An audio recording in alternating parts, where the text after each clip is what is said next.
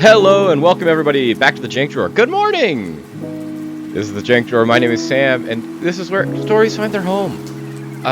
We are going to be trying something new today, and that something new is playing and streaming at 9 a.m.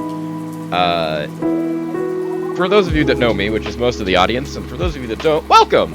It's great to meet you all. I'm Sam, I play video games, and I like to create a chill vibe and an atmosphere where we can be able to, you know, try new things and have a good time, and have a good community. But famously, I am not a morning person, and I hear you all saying 9 o'clock is not really an early morning. And I agree with you. It's something that I've literally been fighting against my entire life. But to me, 9 a.m. is early morning.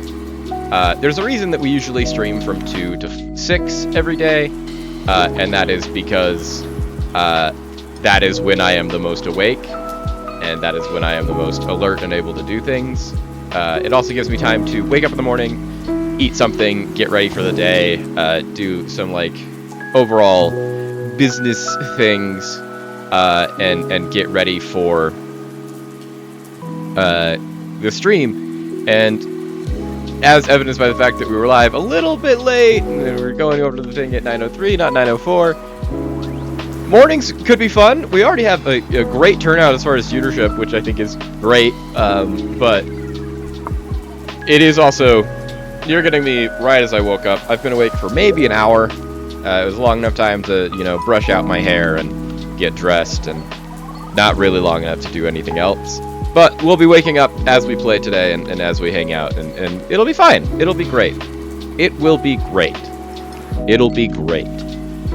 Cut to all of the cameras and screens as I manifest that into existence. Reminder, reason we are doing this. We are going to get W's in TFT against morning lobbies too. The thing is we're going to do our customary, talk about the patch notes and get ready for the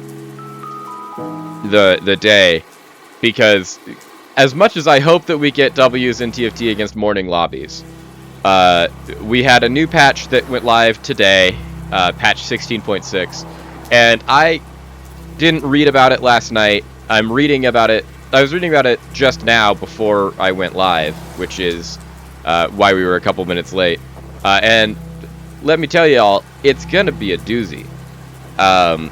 There are a lot of changes today, and basically everything that we thought we knew, throw it out. We have to relearn everything. They've changed the entirety of the patch, the entirety of the game in this patch. Most prominently, they have changed the fact that every unlock, since that's been the whole mechanic of Legends and lore, is that you have to do certain things to unlock certain champions to play your comp. They've made every single unlock across the board easier. They have just made the requirements less. They've made it so it's way easier now to unlock all of these units.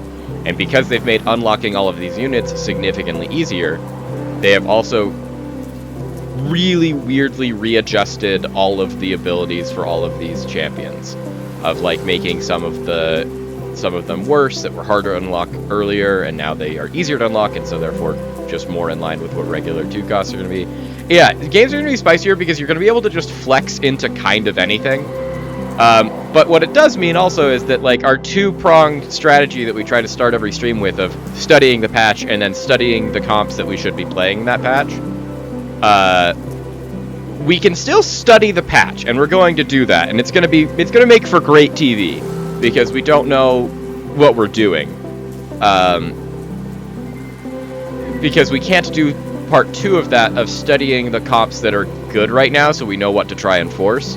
Because our source that we've been using for that information, the same source that we've been using for our Learning How to Play series and our weekly focus, hasn't updated yet for 16.6, because 16.6 literally just came out. It's been out for, I think, a little under 24 hours at most. All I know is when I logged into the game today, I had to update it so that we could be able to play this. And I realistically don't know what we're supposed to do, so we'll just have to use the Force and our own big brains, which I like to think that I'm an intelligent individual and that I have been doing a lot of work to actually understand the core concepts and the core conceits of this game and learn the core principles. There is still a lot that I need to learn. I am very well aware of that. But this is going to be the real test, because previously what we had been doing is kind of eschewing those guides anyways, to try and figure it out on our own and do all these things. And now we're jumping straight into the deep end, just like how I learned how to swim. Exactly. It can't be more simple than that, Rat King. Just silly little guys beat up other silly little guys, and we win games. But, so we're going to use the patch notes here this morning to try and figure out how to do what we need to do, and what it's going to be to do that. Agree, Sam Max, that's all I need. And then come up with a plan from the patch notes, and once we have come up with a plan, we're going to try and stick to that plan of just like, what are we going to try and do, how are we going to try and do it, and what is the main idea there. And then, pivot on the fly. The great thing about this is this is where you're all going to get to see one of the most impressive skills that I have in my arsenal of skills, which is improvisation. The ability to think on my feet, pivot, do things like that. I've taken a whole bunch of improv classes. I run a whole bunch of D&D games, which is just like competitive improv. And what that gives me is an ability to think on my feet, make pivots, do things like that. And that's what we're going to try and do today, is just figure out what our lane is supposed to be, stick to our lane, and push. Agreed, Rat King. I'm not going to be showing my feet, because they are gross, and people need to pay me for that. But I agree. People on the internet seem to have a weird fascination with feet, and at least we will be using them metaphorically to think on them. So that's going to be our idea here. All in all, I think it's going to be interesting. We've been playing this set now since January, so it's been almost just over 2 months that we've been playing this same patch, this same set. So I think I have a really good idea at this point of what the basic comps are that you should be trying to go for. What will be interesting to see is if those are still doable now that we have the ability to be more flexible and do things of like, what is the actual best version of this? And we'll get into that when we get into the patch notes. But it's gonna be fun. As far as announcements to share up at the top of the stream, as is pinned up at the top of the chat right now. Welcome to America, I guess, indeed. New YouTube video came out. I've been making these for the past couple of weeks now. These midweek metagame magic videos, where I play the midweek metagame with a budget focus to show that anyone can play the midweek metagames. Generally, I try to only use cards that come in the starter decks that I got at the beginning of our challenge, so I can show that, like, hey, anyone can do this, and just like use these core cards and then plug in any other random cards that fit this general theme that you might have in your collection from what you've opened. And we did that again last night. I haven't been advertising that I've been doing this necessarily, so this is my attempt at advertising that I'm doing it. Video should be live now. I set it to go live when we went live today. So you should be able to watch that, share it, like it with your friends, comment, subscribe. We're just trying that out. That's kind of the only thing. And then other than that, like I said, this is going to be our first trial of a morning stream. If it goes well, maybe we'll have more morning streams in the future. Who knows? At the very least, I think that it'll be worthwhile to continue trying out things like this. Especially since the whole reason we're doing this is because of the new part-time job that I have. And having already gotten the schedule for the next several months from that, and the times that I'm going to be volunteering, well, not volunteering since I'm getting paid, so the times that I'm going to be electing to work that so that I can try and get as much money as we possibly can from the job, because that's the reason we have it. The effect that that's going to have on our streaming is that it is going to be, there's going to be a lot of days where either we're not going to be able to stream, we're going to be streaming in weird hours, and we're going to have to be much more flexible about when and where we are doing things. And then the good news is that it will never happen, like there will never be more than one day a week that I am out for my job. Because usually they don't have more than one test in a week, and I'm going to be proctoring tests for a med school. But it might be, there's usually 2 sections of testing, so it's like a morning and an afternoon. And as often as I'm going to be able to, or as they will allow me to, I'm going to be volunteering to work both of them. Like I'll work the morning session and I'll work the afternoon session. And that'll mean that there'll be just kind of once a week for the next foreseeable several months, probably, a day that I will just not be streaming in the middle of the week. And we'll have to work out what that's going to look like, whether that means I start picking up extra streaming hours on the weekends, or if we start doing late streams, because I'd be coming home at like 5 p.m. from the job. And so I could stream, it would just be like a 6 to 10 kind of window on a midweek. We'll have to see. There'll be a lot of flexibility and patience and grace that I'll ask from all of you as I try to figure this out and work to this new adjustment. This is just the reality of the situation, is that I need to have revenue and income of any kind to be able to continue doing this as long as I want to continue doing this. And the wonderful thing about this job is that it is very upfront of just like, hey, these are going to be your hours and these are going to be your things. So I can rework the creative schedule around that. And then the other great thing about being the creative is that I can have a schedule that I can rework around that. And as much as I want consistency to be key, we will be consistent for all of the days that I'm not working. But then you have to have the reality of, but I also need to go do my actual job, and we will work around that to the best of our ability. I should have more details on that tomorrow, literally, because like my first day is today, and today is an opportunity for me to go in, meet the team, learn how this system actually works and what's going on and when they would want me and how they would want me, and get ready to actually do the job. And then I'll have all of the information of like, hey, I want to sign up for these times. Does that work? And if so, great. If not, also great.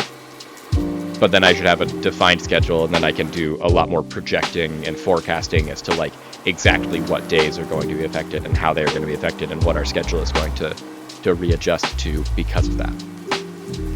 But that's all I have for announcements here at the beginning of the stream.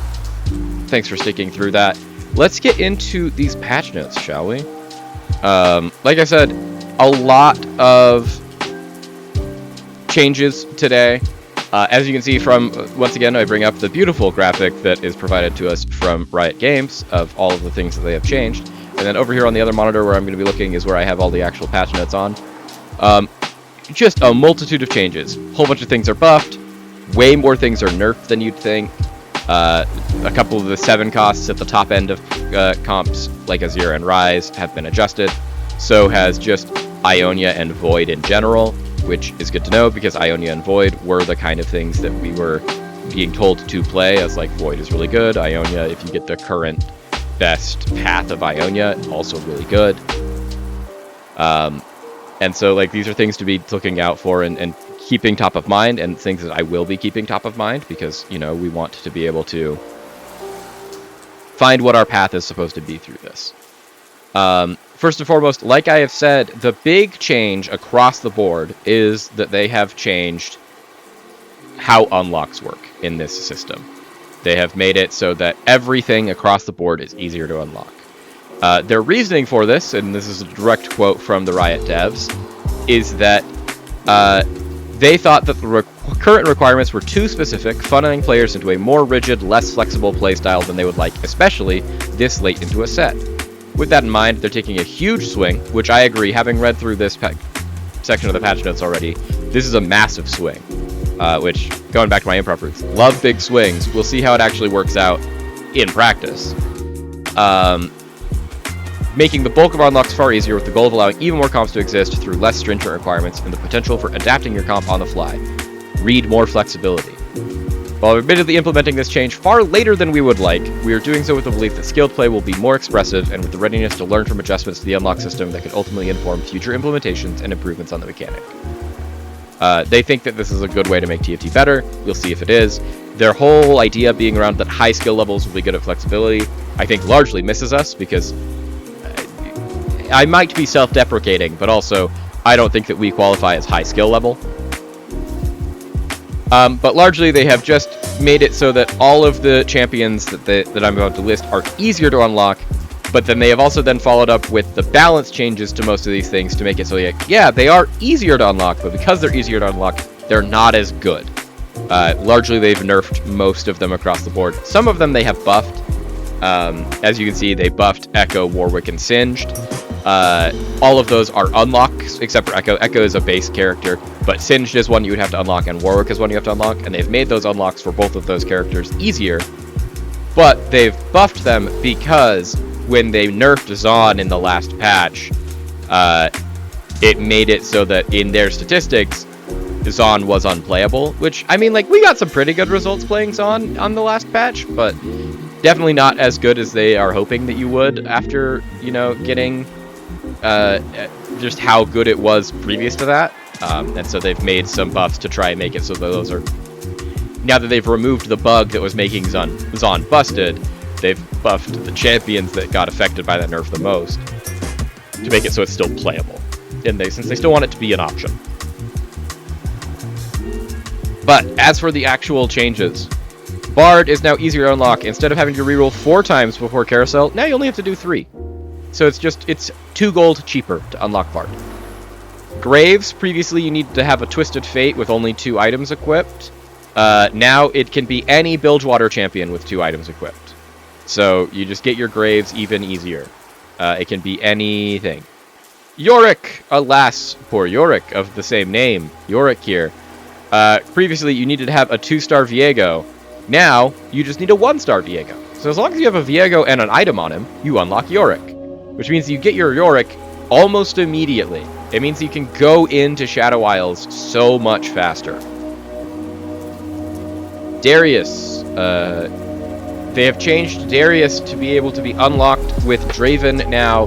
Instead of having to have Draven kill 14 things so he can drop a gold to unlock his brother, now Draven, as long as you just have 1 item on him and you are level 5, you will unlock Darius, which is great for people that are trying to force vertical Noxus comps. One of the things that we had the most success with last week. That just makes Noxus comps even more reliable, because now it's even easier to just keep going from Noxus 3 to 5 to 7, which is the whole reason that you're playing Noxus, is so you can make the most powerful Atacon you've ever seen.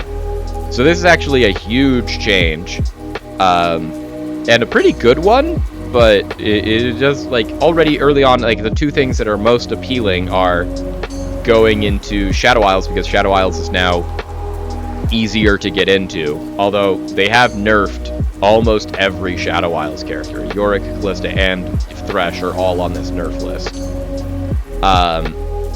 But they have also made it so that Noxus is just easier, and Noxus was already kind of the best thing to be doing, and so I don't see any reason to not be doing Noxus, especially since they also buffed Draven, and we'll get to that in a minute. Gwen, they have also made easier. Gwen was previously you needed to be playing Shadow Isles and collect 20 souls.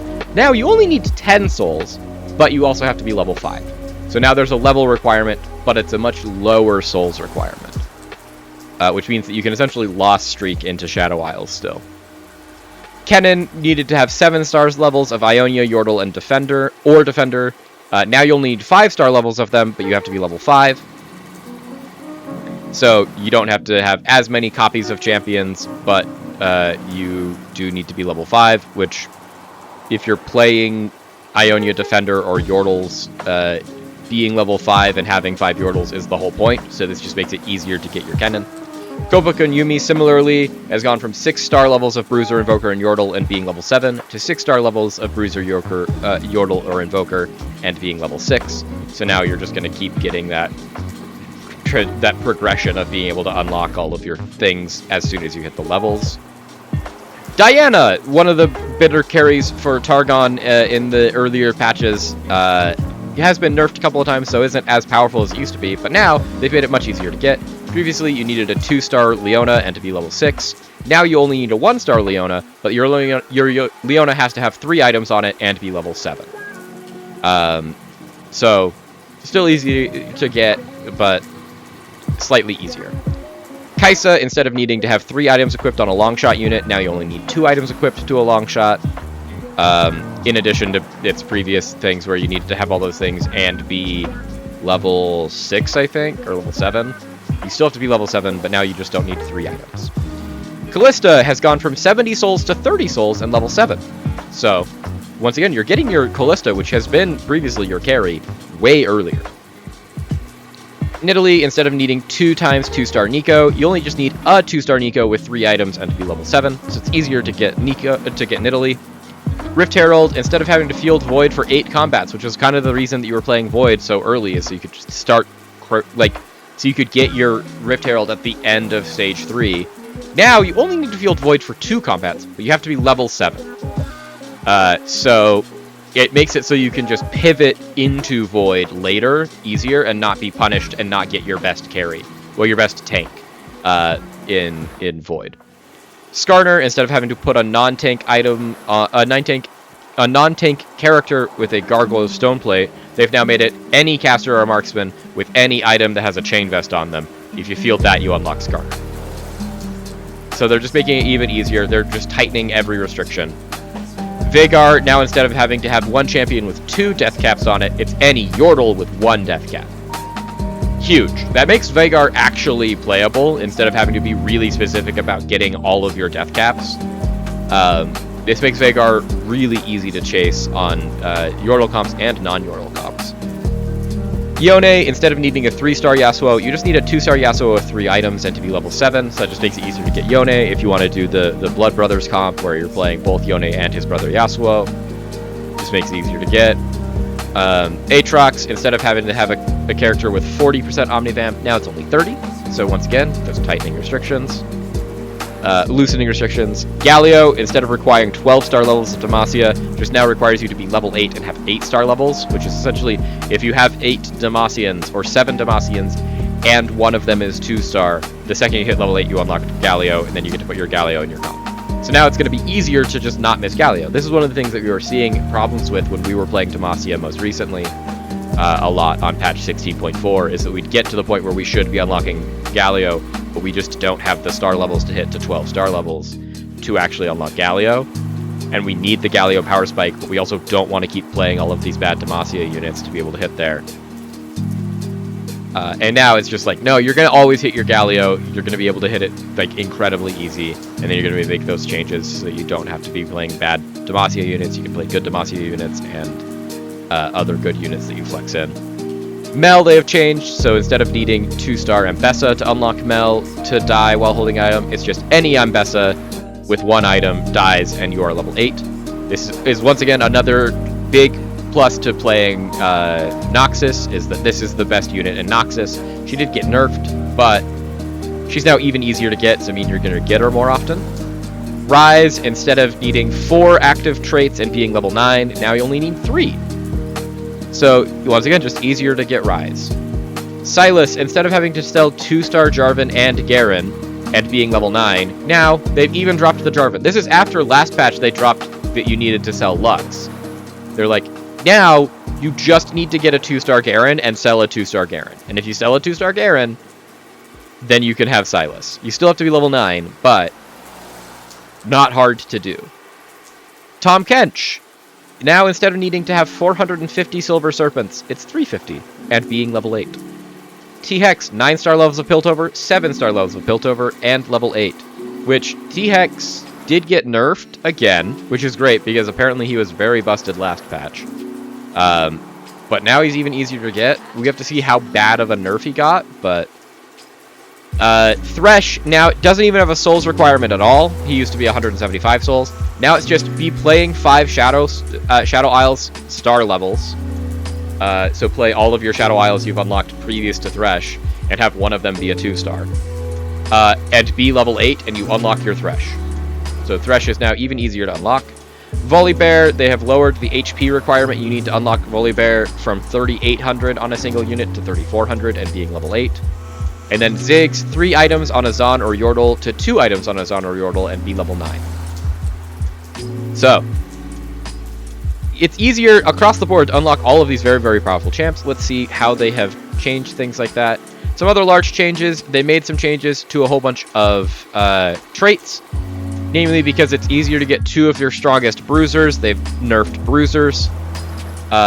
They didn't like the 16.5 Demacia nerfs, so they have rebuffed Demacia on 16.6. They've also buffed Vayne because they want Vayne to be playable instead of what has usually been the instance of like you play Vayne until you unlock your Galio and then you cut your Vayne to put your Galio into your comp because Vayne's just not good enough. They're really trying to push Vayne as like you can play Vayne. They have nerfed Ishtal back-to-back things now, so Ishtal's just getting even worse. And then with Piltover 6 making it even easier to get there, they're reducing the chance that Mining Drill has to give you gold, so you're not just printing gold. As well as buffing Slayer. And then Void, they wanted Adrenaline Modules mod to be the damage option, while Leeching Nucleus focuses on healing. That has not been the case this set. And so they have tweaked those. Yordle 8 has also been overperforming, especially in middle range skill brackets, so they're lowering the drift on their drift econ, while allowing 2-cost Yordles to appear in the grab bags, which should make Tristana Teemo reroll comps more consistent as well. So the big changes is at the top end, Bruiser maximum health scaling has now gone from it's 25% if you have 2 Bruisers, 45 was their previous, now it's 40 if you have 4, and then 65 to 60. So just across the board, their scaling of their max HP is going down as you get more of them. So it's still great to play 2 Bruiser, so our opening lines of 2 Bruiser plus carry is still very strong, but going into the 4 Bruiser or 6 Bruiser is not as worth it. Demacia resists had been harsh reset to 12, 30, 30.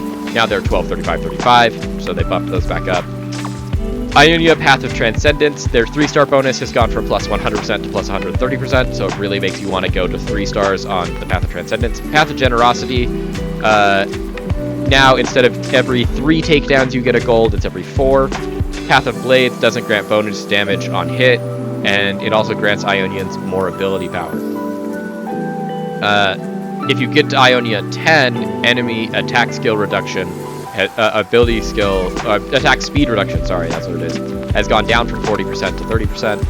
And then they've just, their Ishtal changes is they changed all of the Sunshard rewards again for champion deaths, champion kills, buy XP hard, reroll medium, reroll hard, clear item bench, lose streak, and 3-star Kiana.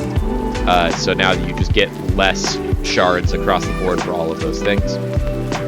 Piltover Mining Drill gold chance has been reduced. Slayer bonus attack damage has been reduced at 2-star Slayer, at like 2 Slayer, but at higher Slayers, so like 4 and 6, it has been increased. Or no, it has just been reduced across the board. It went from 22, 33, 44 to 20, 30, 40. Void Adrenaline Modules baseline damage amp has gone from 15% damage amp to 18% damage amp. Leeching Nucleus, steal 2% AD and AP from enemy up to 15 stacks, has gone to up to 10 stacks. And then Yordle AP's grab bag, the gold drop has been shifted from 6 to 5. There are 2 2-drop Yordles added as a potential reward, and the average value of distributed loot has been slightly lowered. So grab bags are just not as good as they used to be. That gets us to the actual units. So the only tier 1 unit they have changed at all, as we can see on our graphic here, is Lulu. They have made it so Lulu's primary and secondary damage has been increased. They don't think that this is making it so that you should ever do like a Lulu reroll, but that it's like, okay, if you're going to be playing Arcanists, Lulu is your 1-cost Arcanist. We want it to be a better item holder until you eventually pivot to your actual item holder, which is your 4-cost or your 5-cost, or if you're going all the way to Silas, your 7-cost Arcanist. And so they've just made Lulu a little bit better. That gets us to 2 stars. 2 stars, they keep talking about Tryndamere and Ashe. Tryndamere Ashe reroll was really, really good at the beginning of the patch. They then nerfed it into the ground, and now they're complaining that it's unplayable.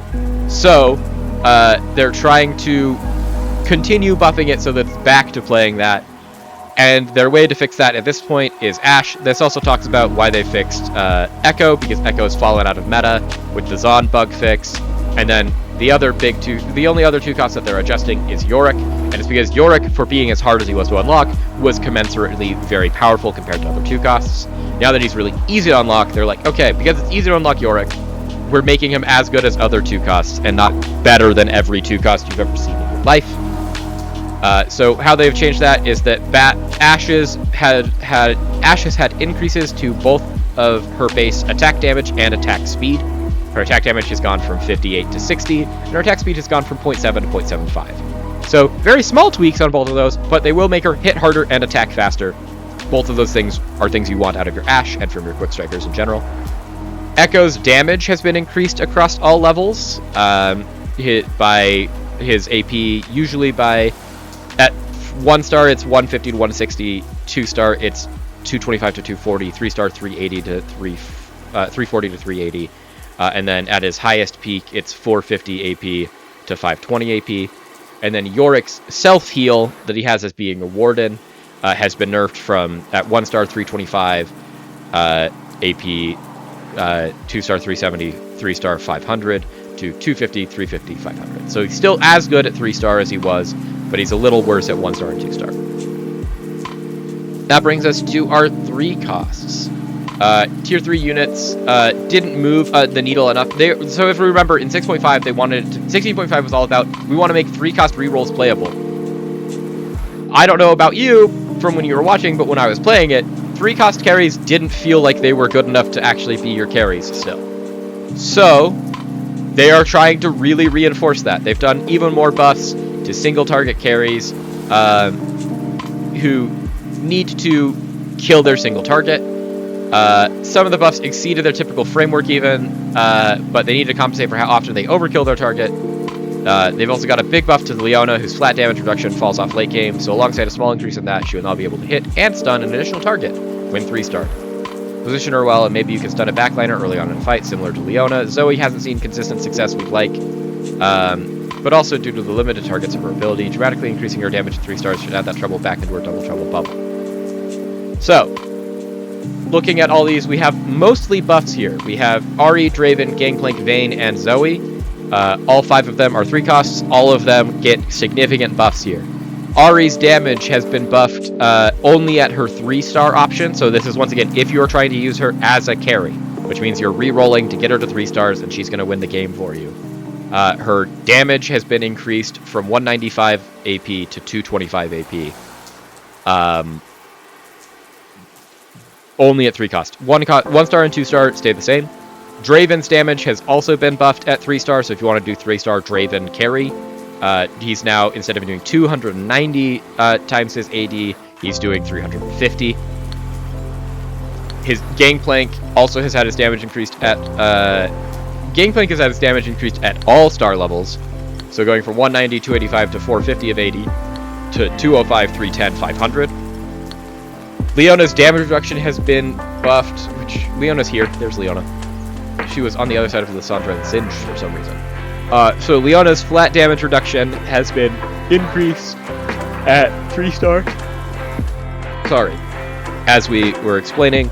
So now, instead of being 70 at 3-star, it's 80.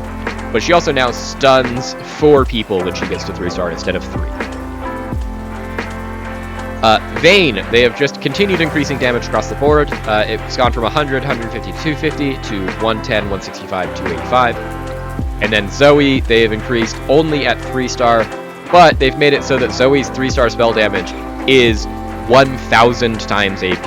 It's just massively overpowered. So if you get to a 3-star Zoe, it will just start nuking things. Tier 4. Tier 4, they have only made 3 buffs. 4 buffs. Most of these are nerfs. Well, actually, most of them are buffs. The only nerfs are Callista and Nidalee. And Veigar. Veigar is also a 4 cost. So, you know, they're just playing around with it all.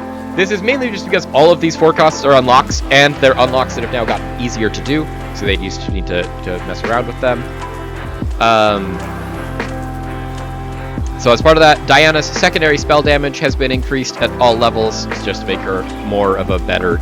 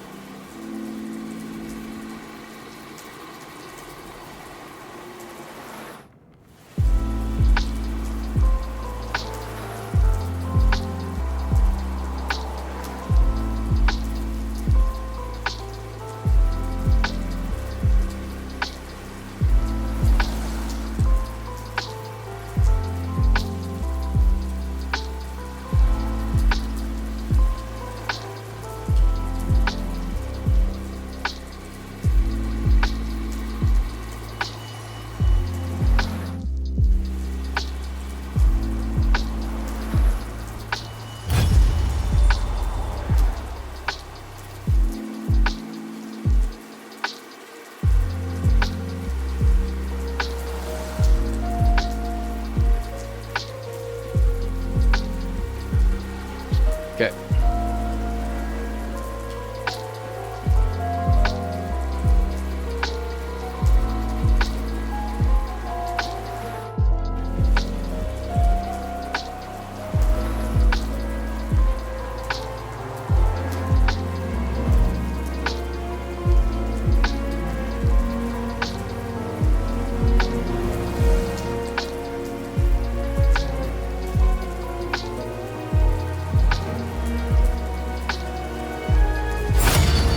There's our match. Okay, let's try it out, chat. See what we should do. I am going to pull up, just because we don't have comps doesn't mean that I don't want to pull up over on our second monitor a way to look up what items we need to do. So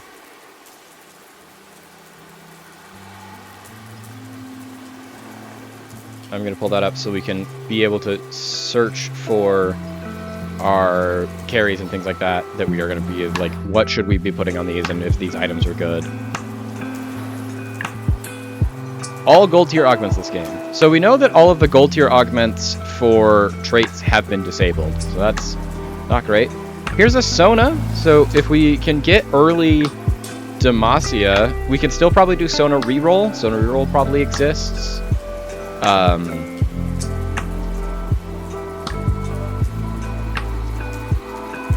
But also, if we can just get a lot of early Demacians, although that was just an Ari and a Malzahar, so if we can get Ionians and Void, that's also really good.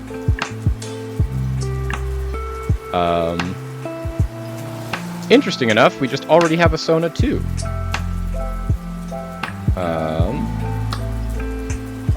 And I'll grab all of these. Which Ionia do we have? It's Path of the Enlightened. So after each player combat game, bonus XP.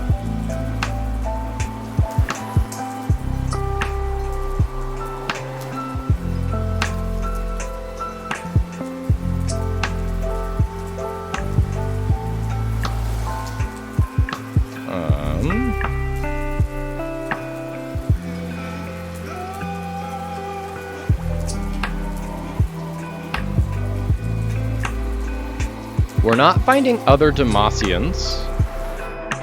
We did just find an Echo.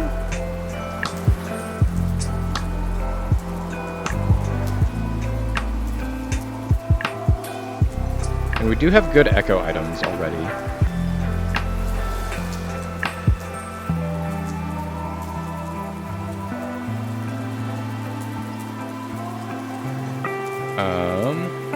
So Ishtal Expeditionist is hilarious, though. Of like, we said on 2-1 we wanted to find a lane and stick to our lane, and this is a lane, and it's also a good lane. We're gonna just try it. We're gonna do it. We're gonna pick this up. We're going to sell, level to 4.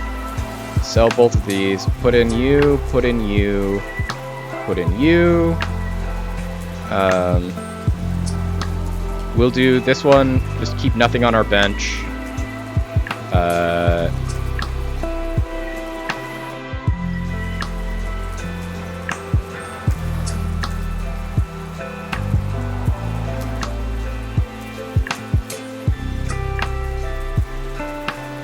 And we'll just keep our bench clear for 4 combats.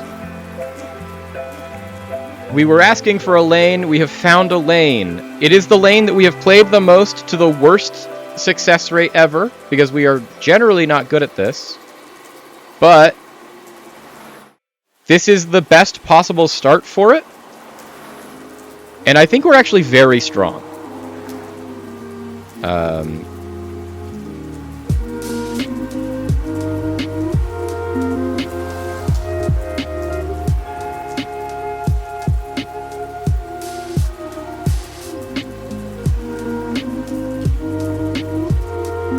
And I think the next thing that we want to do is get bards. If we can.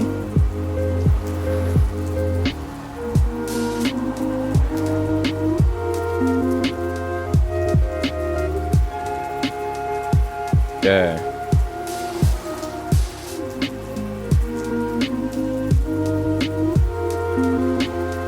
So we might reroll sometimes to unlock Bard at the end of next time, because we want to get as much econ as possible. And this should give us 7, so it'll keep us still positive on econ. I'm glad we didn't go Zon. Is there anyone else that's trying to do... So this person's playing Yordles. This person's playing Zon. This person's playing Bilgewater. We've got an Ionia versus a Demacia, so I'm glad we're pivoting out of Demacia, because we wouldn't have been able to keep up the Demacia. Okay. So I think we made the correct choice.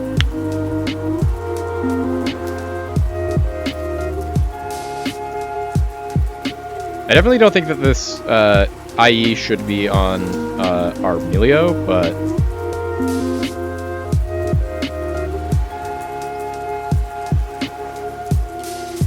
We have now unlocked Bard, which is what we wanted.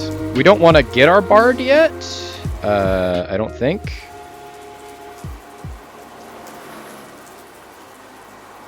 But I do think we want it eventually, since we want to get onto... We want to put our Bard in on 5. And we're going to go 5. If we can win against this... This is a really, really strong Bilgewater comp already.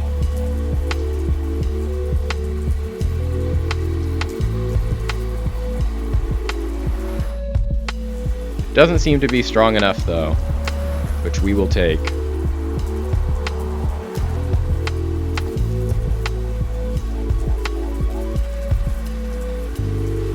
That'll get us to 20. We are going to get last pick off of this carousel. What?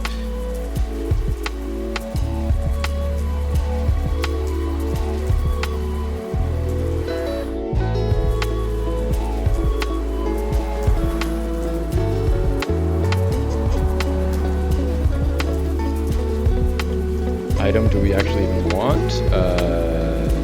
Great question. Probably this Nico with a chain vest.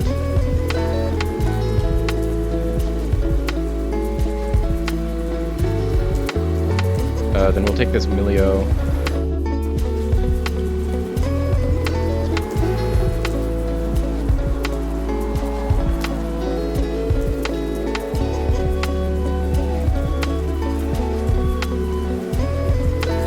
Sell the Melio for now, because we'd rather have our Ishtal quest tracker go off.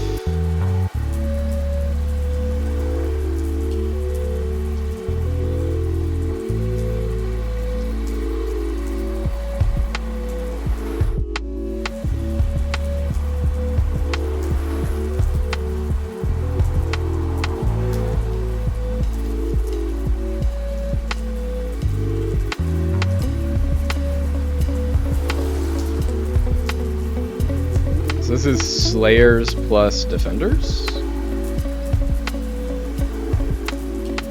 think we got this, though. Between the 2-star Kiana, the 2-star Sona, I think we got this. Okay, it gets us back up to 22, which is great. That's what we want. We do want to eventually get an Orianna if we can, so if we can find a Vi, that would be really nice.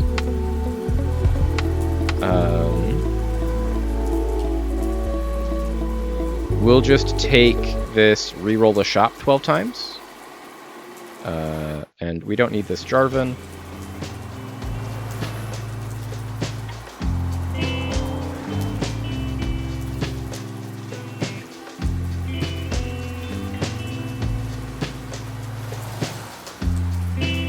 This builds into Bloodthirster, which is one of the items we need. We also do just need a lot more chain vests.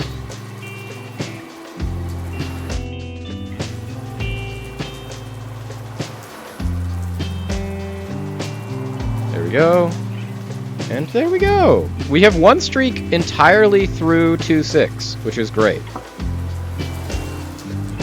We also have 110 health because we got the Ishtal emblem thing. This is honestly the perfect scenario. Ooh. Early Ionia Quick Striker here. Really early Yunara. We don't have any use for Yunara currently.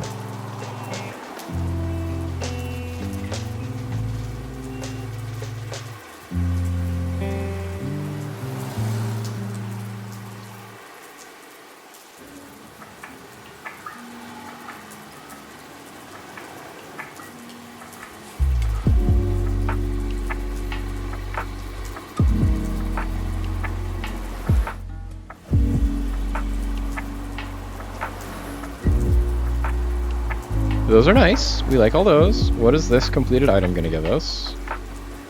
So none of those are items that we want, really? But I think we will take this Even Shroud.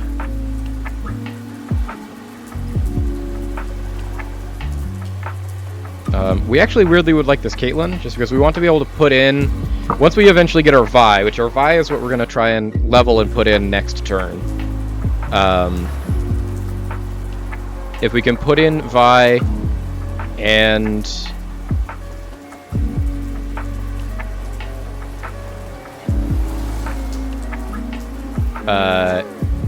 Caitlyn, we can then unlock Orianna, and then when we unlock Orianna, we can replace Sona with Ori, is the goal.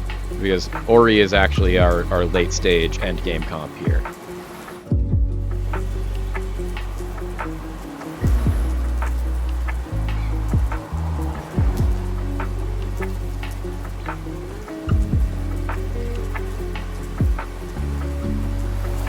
So this is the vertical Demacia comp, and they are doing really good at getting all their Demacias. They also have Demacia Forever, which is, like, they are the ideal Demacia comp, which is why we do not want to be contesting them on Demacia, ever.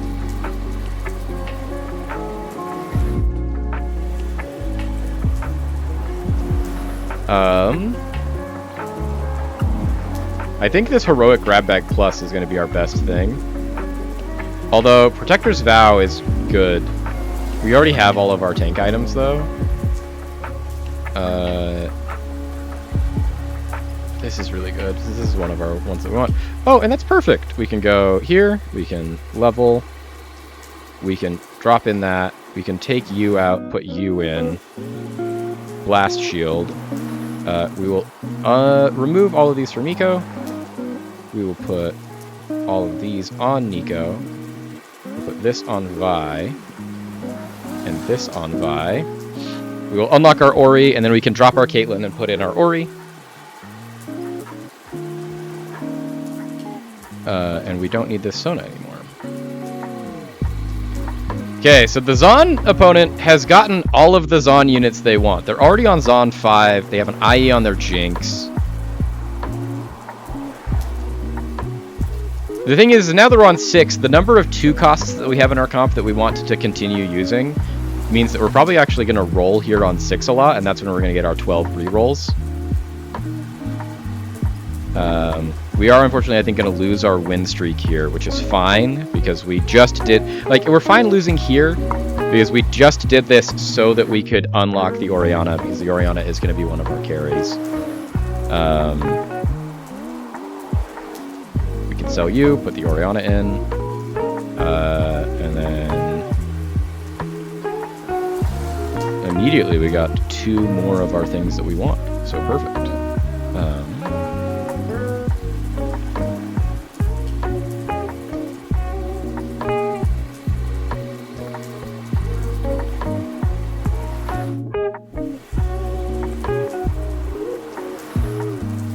And that got us also to 5 of 12 rerolls. Okay.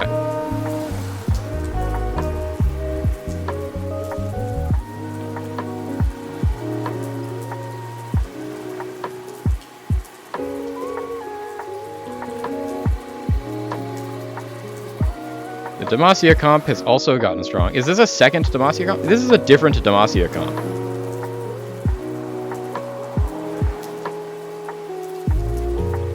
There are 2 Demacia comps in this, and they're both competing, so it's really a good thing that we got out of Demacia, because we had no business being in Demacia.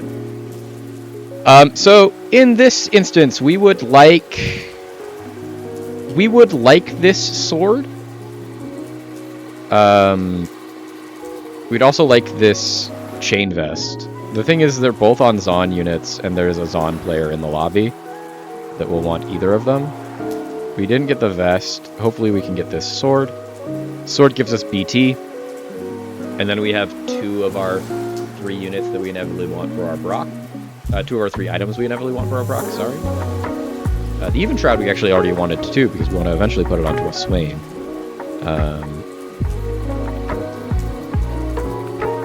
There's Kiana. We don't want you. There's another Nico. Ooh, there's a Swain. We're actually going to sell the first Kiana for this Swain.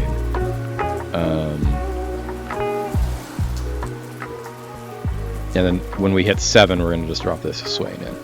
But we have 3 more rerolls. Ooh, someone else is in Ishtal now.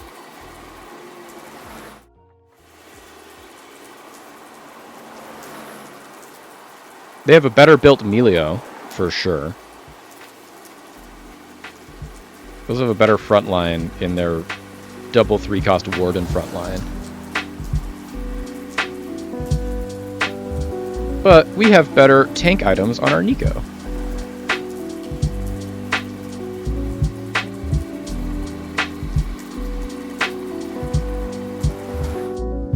So we lost, but we didn't lose by as much as we thought we would.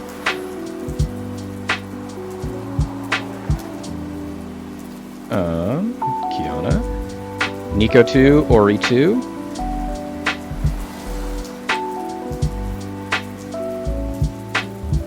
Okay, we've now done all the rerolls that we need. So, next round we're going to be able to move on. Don't think we ever want to cash out lower than 400. I have to know what my Ishtal cash outs are.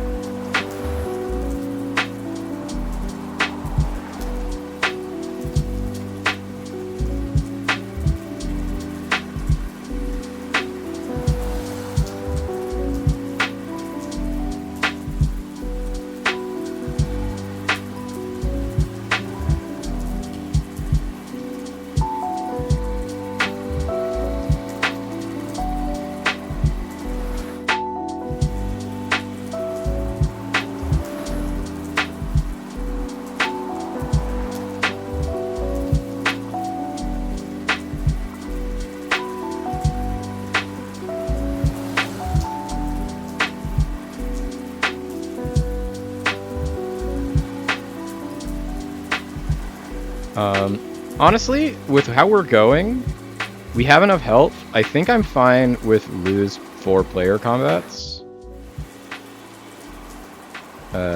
We'll buy this Vi.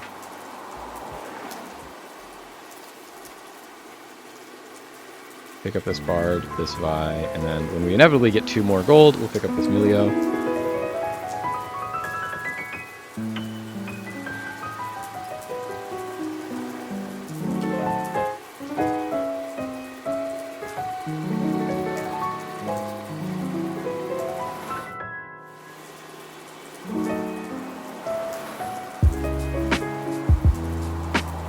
Finally got a Melio item.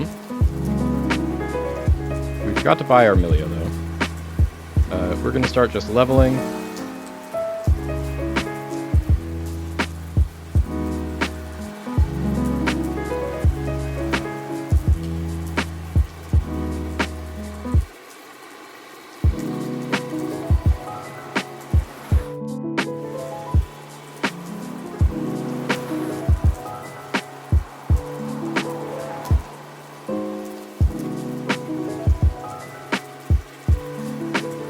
The Rerolled opponent already has their Vygar, as we'd expect.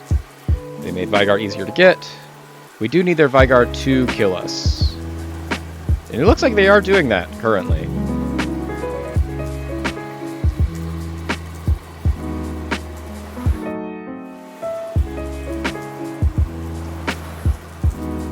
There we go! Perfect! We need to lose 3 more.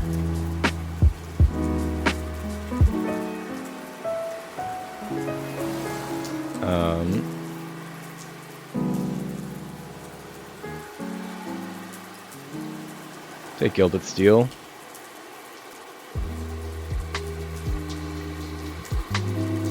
Those are both things that I think we actually want for an end board here.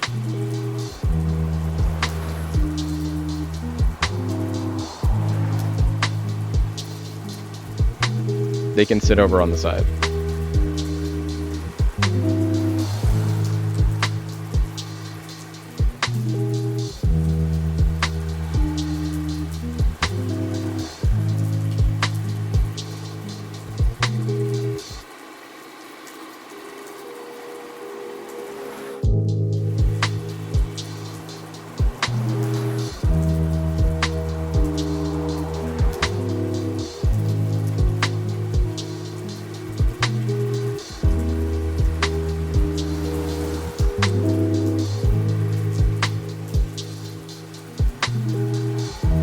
Demacia player has started pivoting into not just Demacia. But they have 3-starred most of their Demacian units. There's loss number 2. We finally unlocked our Nidalee.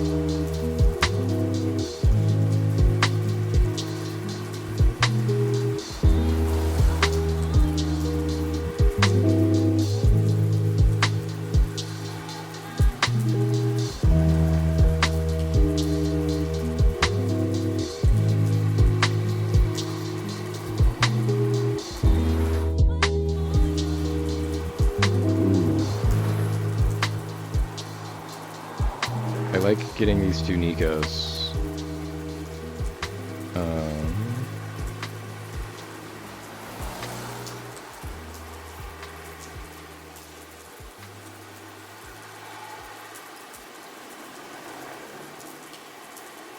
They already have a rise? How do they already have a rise?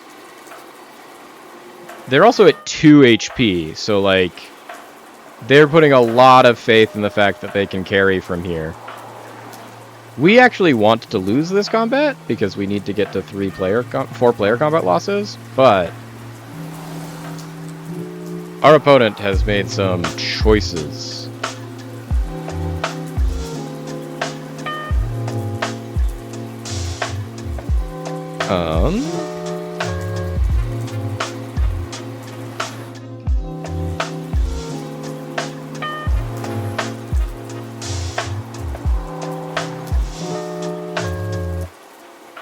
Get another Shiv. We eventually are going to want Shyvana in our comp, is the thing, and so we're just going to grab our Shyvana now. Our next thing that we want to unlock is Skarner, which Skarner, we need to be level 7, which we aren't currently, or we are currently, and we need to put a Chain Vest on a caster, which we can do. Do we have a caster? This is a caster. Hold this Chain Vest for me real quick. Thank you.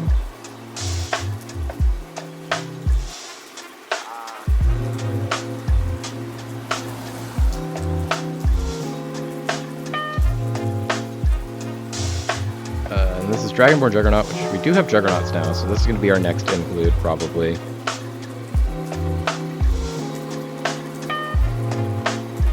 We're eventually going to put in our Ishtal as well.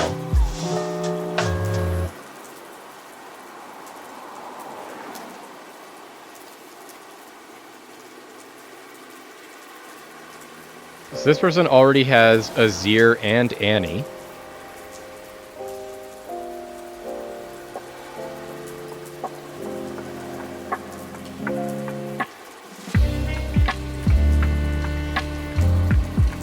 We unfortunately have won this combat, which we need to lose 1 more combat.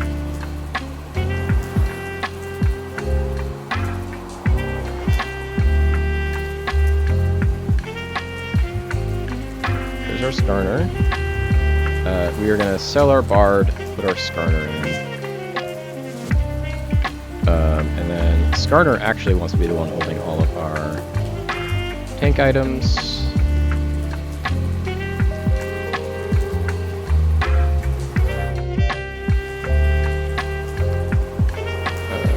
Bye, Emilio. Another Nico. Okay. Can this Gangplank please... Can this Bilgewater player please be the last one to kill us? Okay, the guy who Fast 9'd to Rise has been eliminated. So...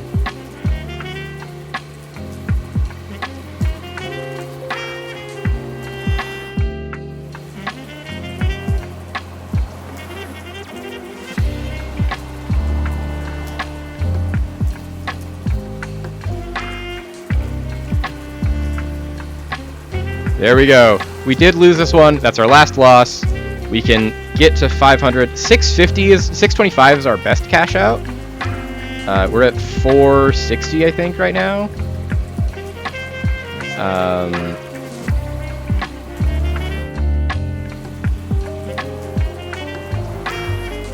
Let's do this one. Full bench. We already are most of the way there to full bench. We can sell you to pick up this Kiana. Because I think we actually want to start putting this Kiana in so that we can have Ishtal 5. Because Ishtal 5 starts gaining us player health every round, and that's kind of something we desperately need. Is to not be dying.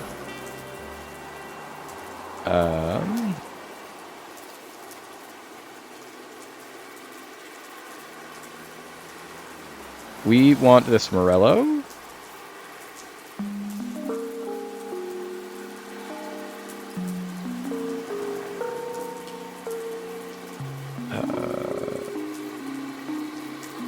this blue buff. Kiana.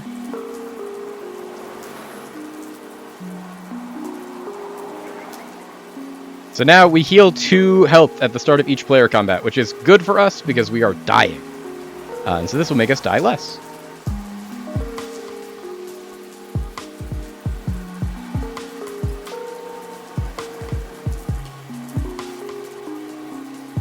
Let's sell one of our Shyvanas and buy this buy this 2 cost, since we still want to have a full bench, but we also want to prioritize econ.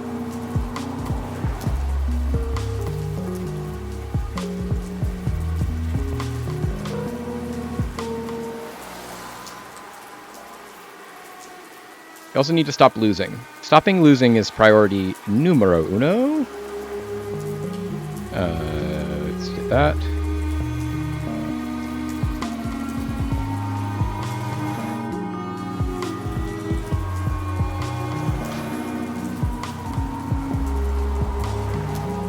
Okay, 2 more rounds, and then we get that, and we're gonna cash out at 500 no matter what, if that gets us our Brock.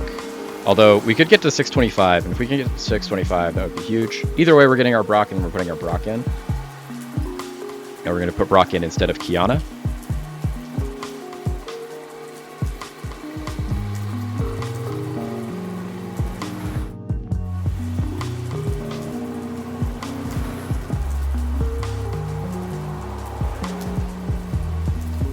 This Zoncomp is good. I'm glad that I wasn't wrong in thinking that Zoncomp was good.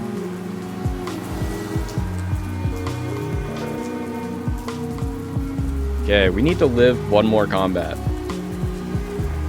Which means we need to win 1 more combat.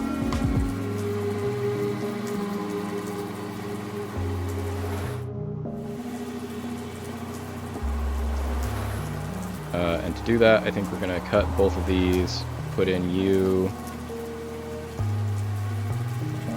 and you. And then...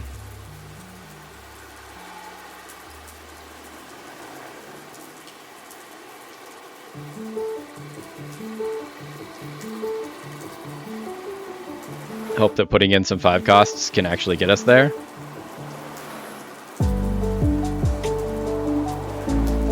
Playing against the Yordles with Vhagar, and they also have a Bully Bear. Look at that.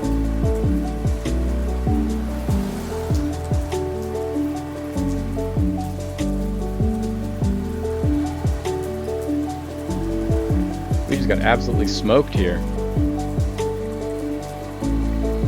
Yep, that'll kill us. Okay, so we finish in, looks like 6th place.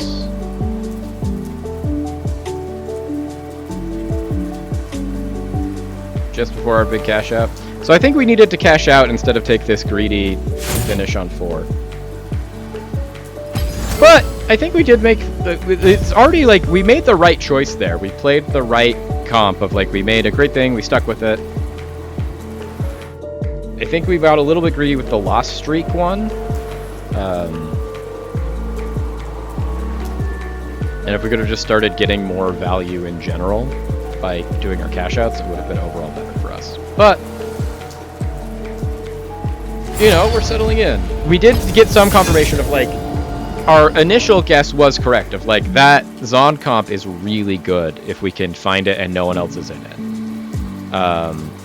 Demacia, very strong if you can get in the lobby where there's not 3 other Demacia players, like the lobby we were just in.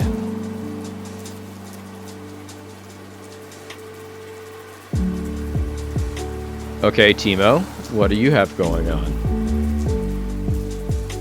+1 augment reroll for all augments. Okay. We didn't see any Noxus in our last lobby either, so that might continue to be uncontested. But we have a Zon start, and then we have a Blitzcrank.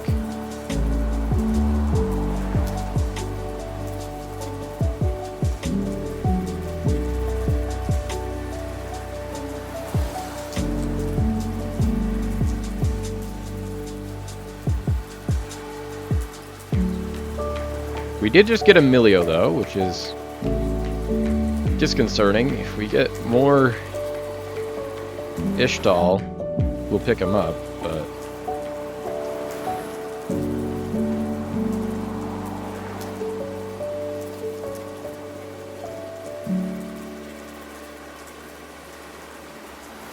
like, if we find a Nico next round, we might just have to start playing Ishtal, which is less than ideal.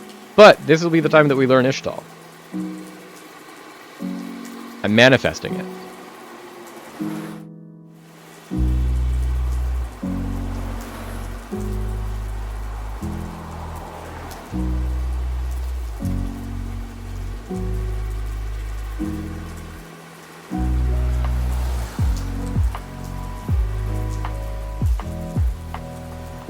Although the fact that we now have 5 Blitzcranks, if we can find more Zonites, I'd also go Zon. Like, I'm not really attached to either of these currently. Although Ishtal I know can be really, really good if we can get it.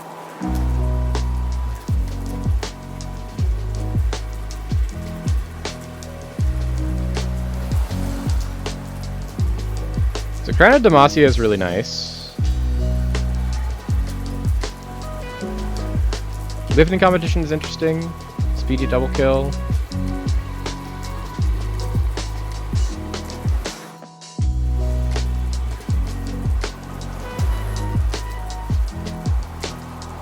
Just take speedy double kill. Gunsu's Rage Blade is really strong.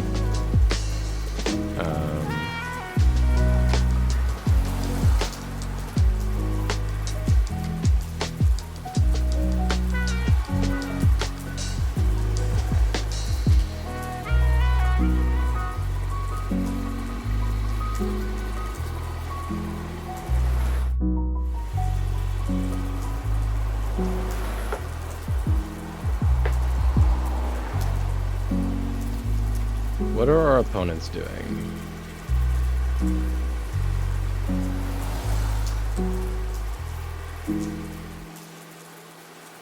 This person has a Viego, but they haven't bought a Yorick? This person also... Oh, that's the same person. Somehow we won that? I don't know how. We did win. Which is interesting. I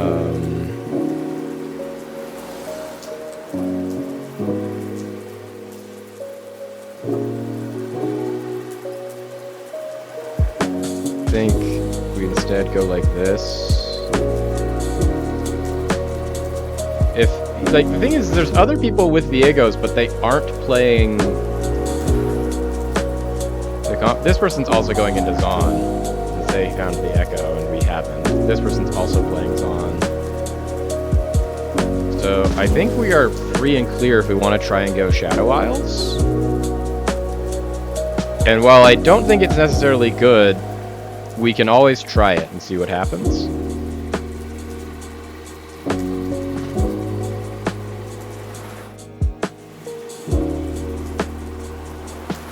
And I think that that's our best bet for right now. The unfortunate thing is that Tryndamere and Yorick don't really go together here.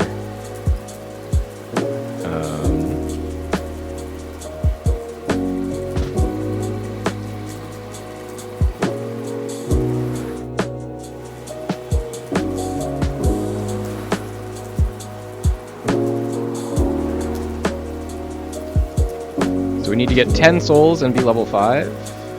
So we have to find something else to put in before we get this Gwen. The honest answer is if we could get another... Like, if we could find Sejuani, or, like, best option is Braum, because Braum goes with or Yorick.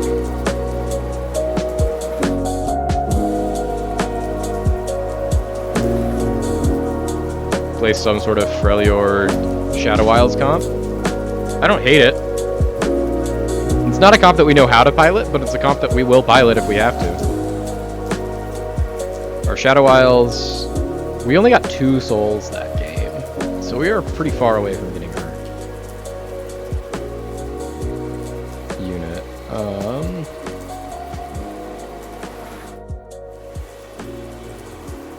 We want something that can go with this belt, so either another belt. I'd also take a cape or this tier.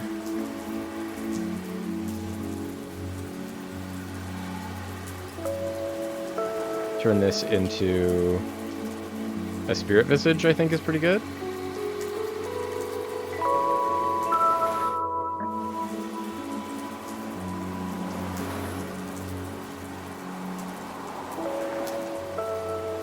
This vein doesn't do anything for us.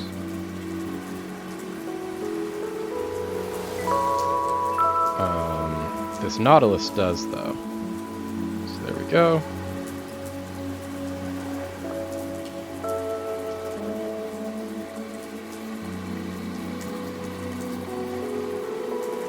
We don't need that Graves, but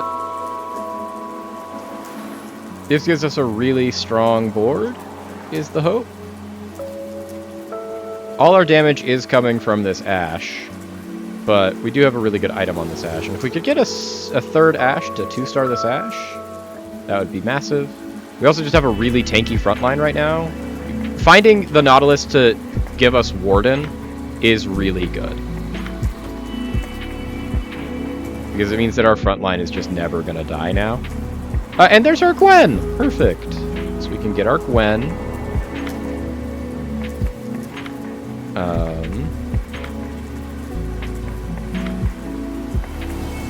We'll put you in pace of our Gwen. We'll hold on to our Tryndamere, because when we hit 6 on 3-2, we'll just stick our Tryndamere back in. Although, the Straven might also be good.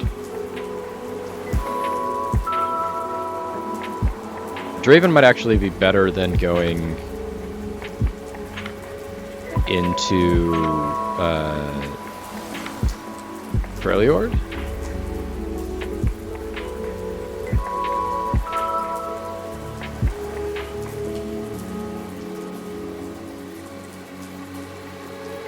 Nice, Gwen. There we go.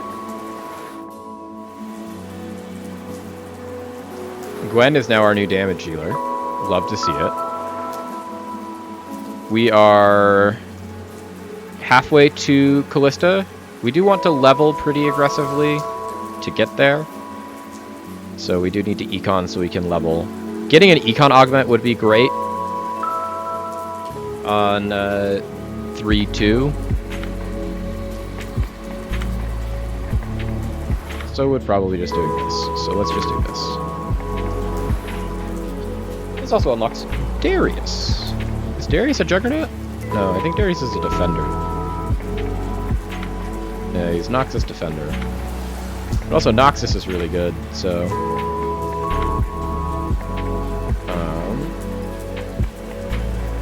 Don't know what a Shadow Isles comp would want. But we did just get a blue buff.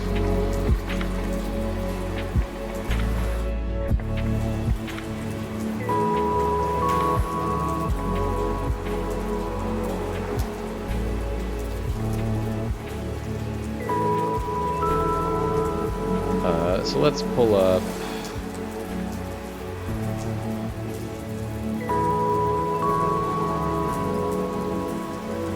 Warden Callista.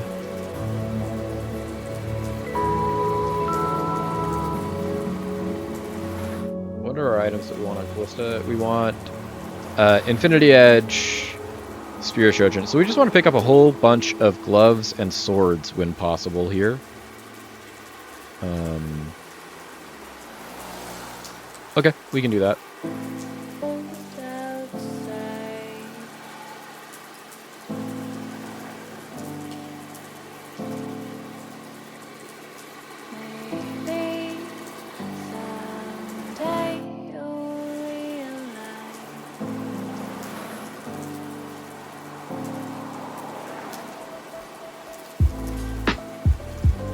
Okay, Nautilus, I need you to somehow not die and kill both of these Yordles. Nope, okay. The very least we can do is get to 40 so we can max our econ.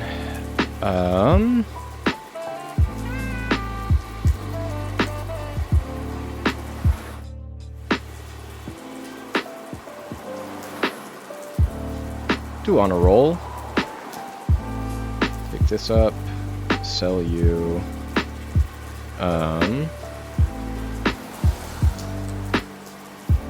We don't actually have anything to put in, so we still want to level, but we will just, we can't level and put something in is the problem, so we'll just sit here and start econing, try and level soon. Maybe one more round of econing and we'll be able to level. We just need to find something to actually put in. Oh, Loris is something to put in. So, we'll hold on to this, we'll grab our Loris next turn, and level to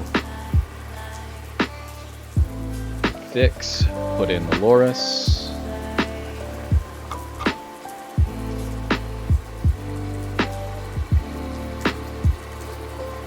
You still drop gold, don't you? Yeah.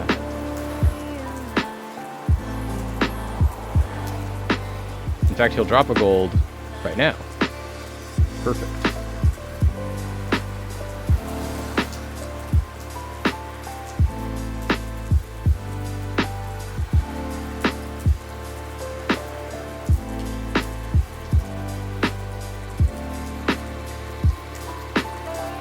So we are going to try and hit level 6 and put in this Loris.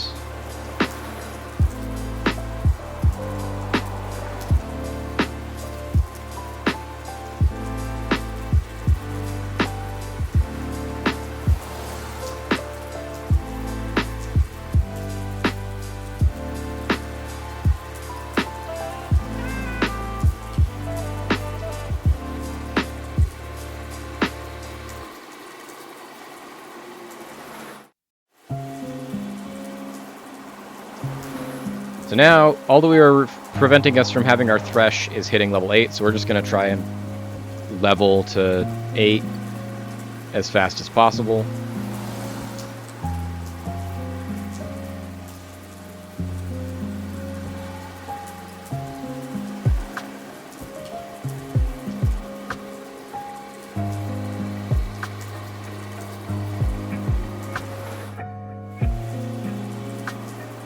Let's go, Darius. I mean, Draven. Draven has been absolutely impeccable at taking down all of these opponents for us. Okay, so we really need that sword. We're probably not going to get that sword, but we really would like it. That sword would be huge for us.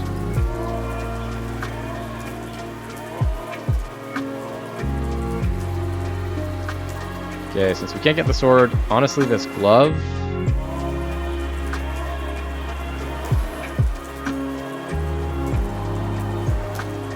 There we go.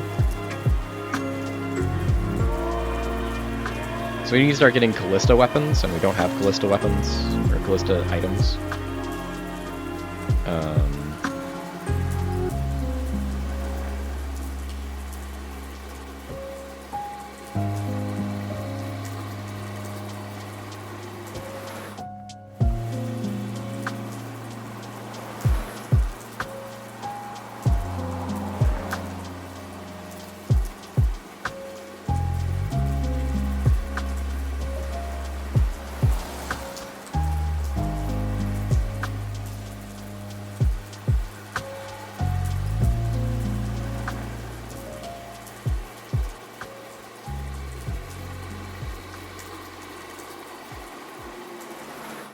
It's like, this Rage Blade will be a Callista item, but it's not a good Callista item.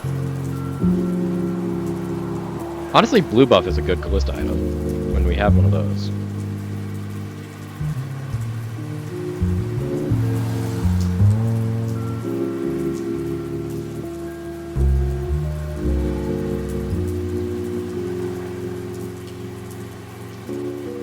Okay, let's get... Ooh! A Loris and a Gwen, and 2 levels.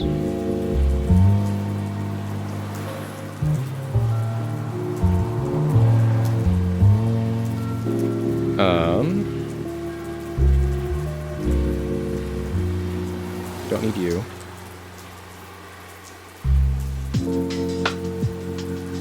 Or did we need you? Zinzao wouldn't have been bad, he is a warden.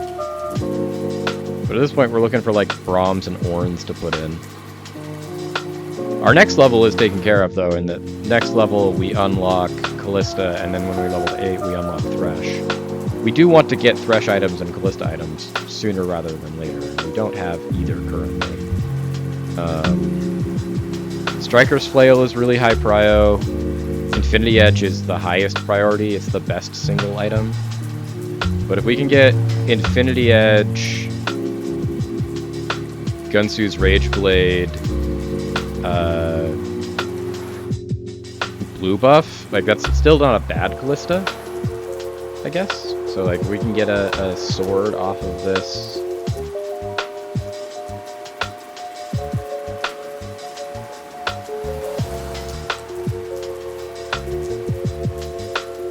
We'll just level to 7, we don't need to be 7. If we want to be, we can put in this Lulu.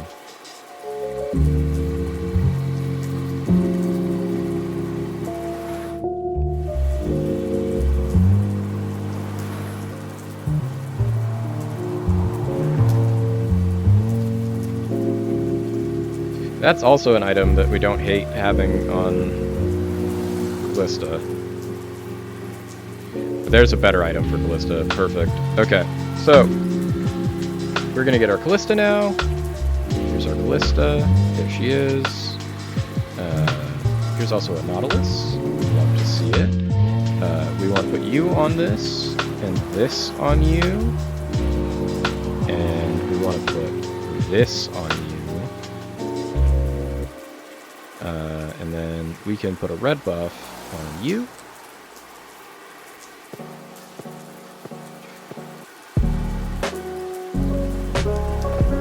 And we're gonna keep leveling.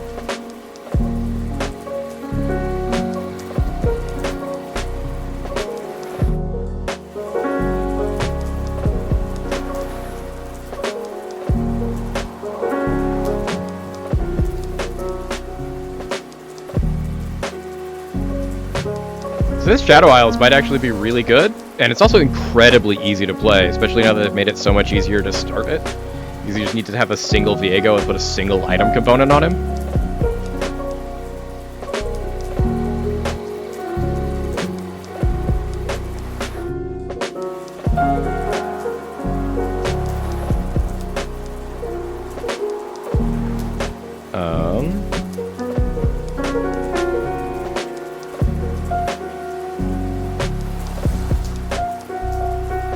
I like the exclusive customization. That's pretty good. Just take that. We already have good items for our Callista, but we're taking this so that we can get, when we unlock in another round or two, our Thresh, which is the next thing that we really need to get is our Thresh. We don't have any Thresh items. Although we can try and turn this red buff into Thresh items. I don't think Void Staff is a Thresh item.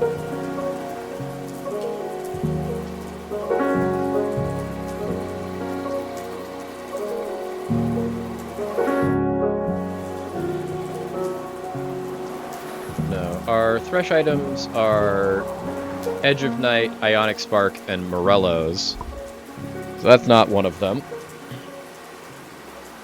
Unfortunately, we are now losing to this Yordle. They have hit their Veigar.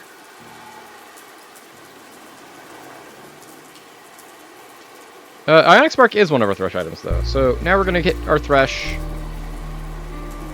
We're going to have 2 items for our Thresh, which is good.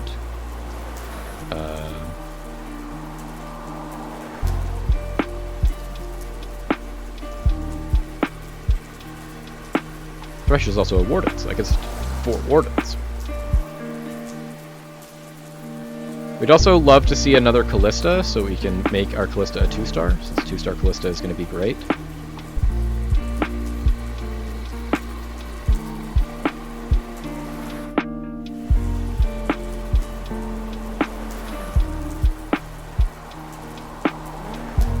Wow. This opponent is going all in on Shurima early.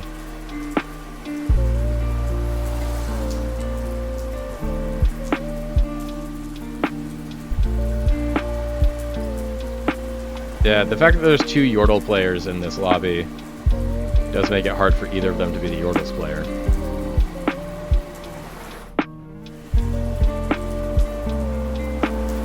Ooh, we actually really want this Ornn. This Ornn would be a huge pickup for us.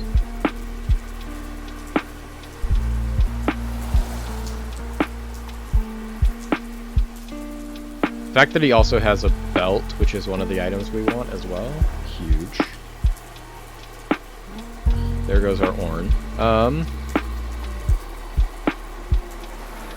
I'll take the Sejuani. There's still a slight chance that we can improve on the items on our Callista. Oh, getting Callista here is massive. Let's do that. Let's honestly, level.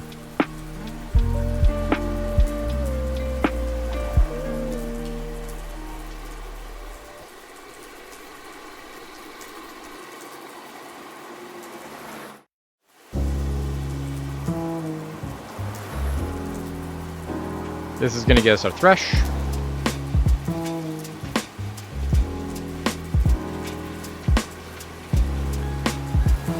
Now we're against the Zaun. This is, I think, our second Zaun player in the lobby as well.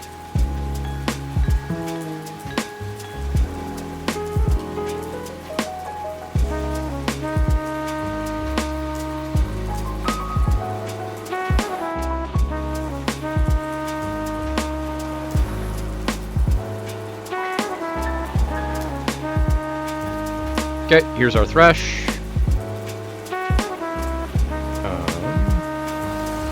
I'm gonna cut you. Thresh. Where do we want our Thresh to be? We want Yorick, Loris, Thresh. We want Ionic Spark on Thresh. We don't actually want any of those on our Thresh. We'll take the Bloodthirster, I guess.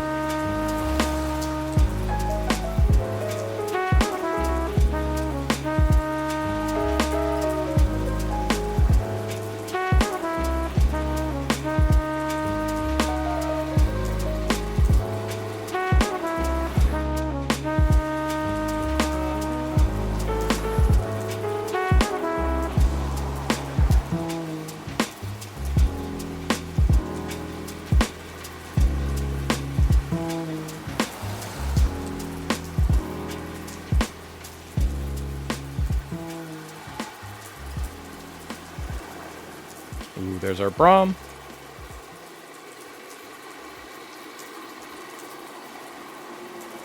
And then we can move all of these onto our Braum.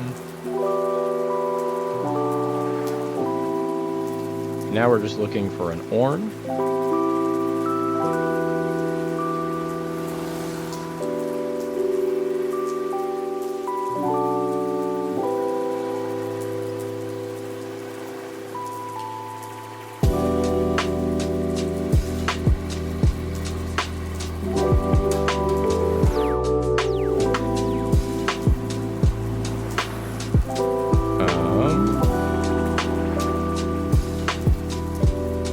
I like Spear of Shojin.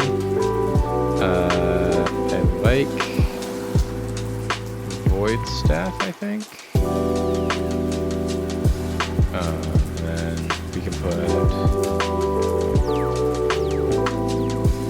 these on like this.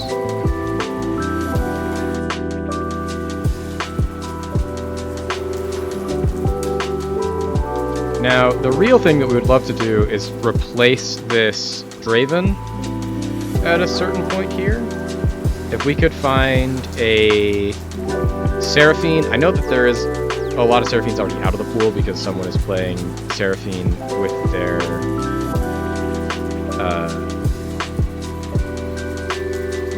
Azir comp.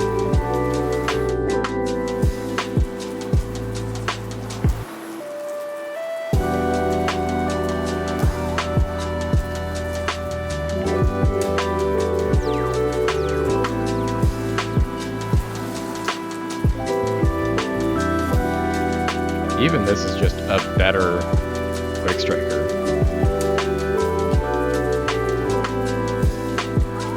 Like, if we're gonna be playing Quick Strikers anyways, let's at least play the 5-cost one.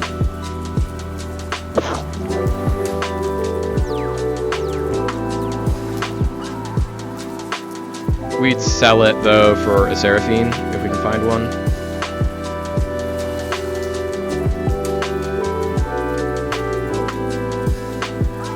Or an Ornn. Ornn right now would be really huge too. Although we'd probably sell our Nautilus for an Ornn.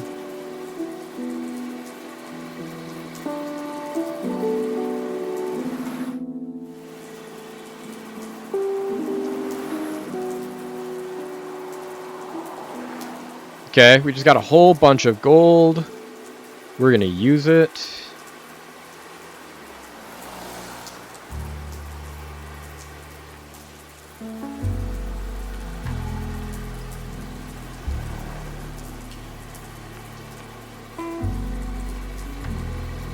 There's Braum 2.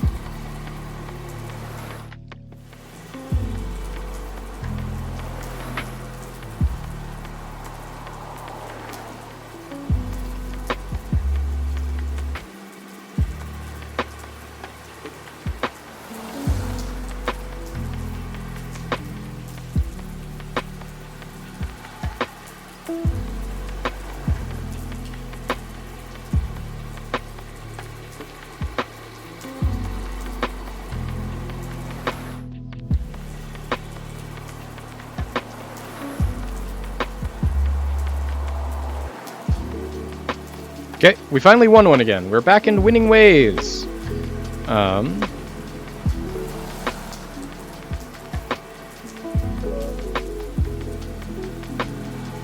Honestly, this gets us our perfect build Kalista. We have somehow backdoored our way into the perfect build of Kalista. And then just have all of these extra things left over for currently our Kindred,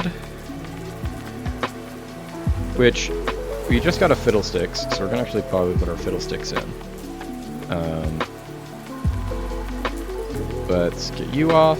We want this, this, this, and then we can put blue buff Gunsoo's on you. There's Seraphine as well, so let's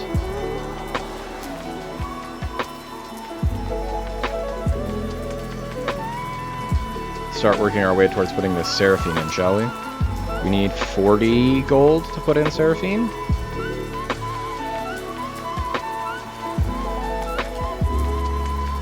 I think we can do that.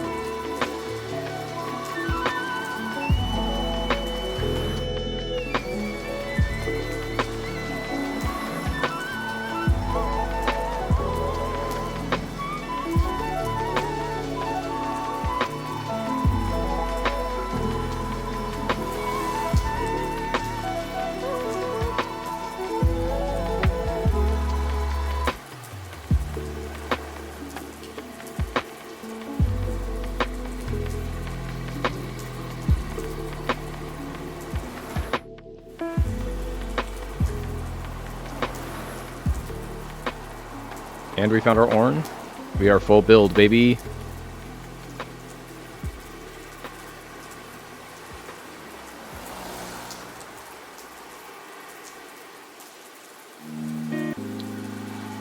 Okay, full build. Let's see what we can do. Let's see if we can start winning some games.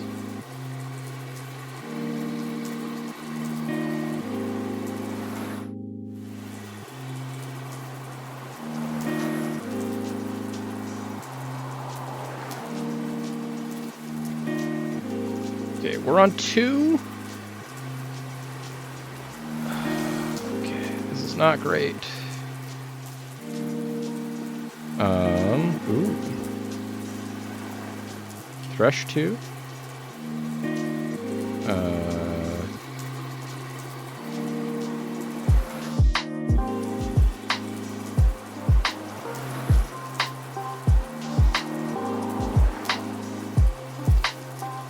Hit a lot of key 2-stars there.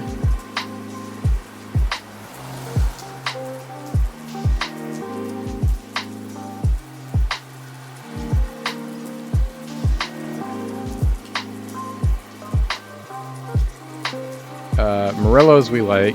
We can take these off. We can put on Bloodthirster, Ionic Spark, Morellos. Give you a Void Staff.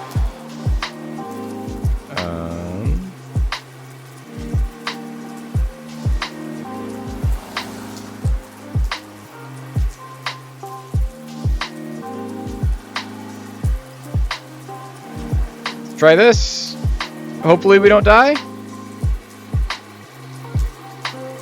We have kind of the best version of our comp other than the fact that we don't have great tank items, but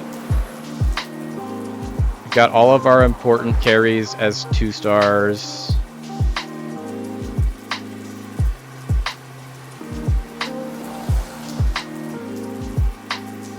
There we go. Turned it around. Callista's now pumping. That got us into top 4. That's all that matters, baby. We top 4'd. Now we can lose. Absolutely massive.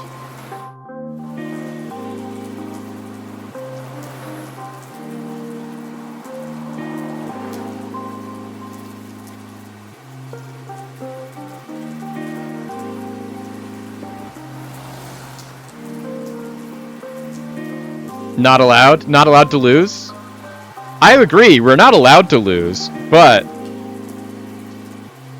we have now at least made it so that we have officially made it so we will win the game, in that we will gain LP since we finished in top 4. We gain more LP if we finish higher, but it's also...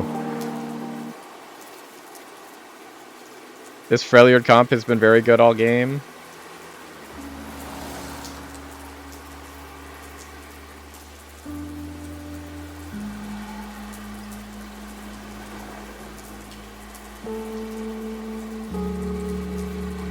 We just beat them, though. That's guaranteed minimum 3rd.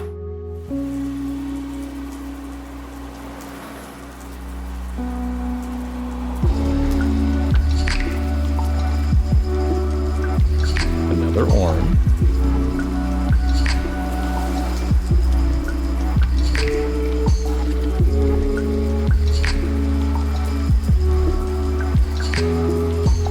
Okay.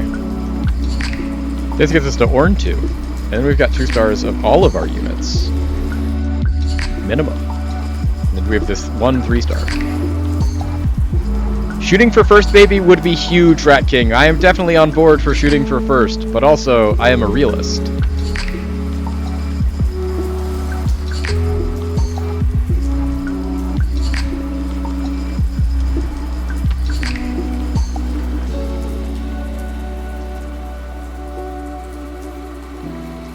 Although this is a good start. This is the person that's currently in first, and we just beat them.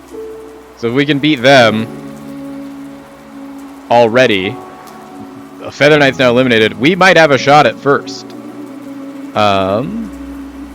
This is kind of spooky.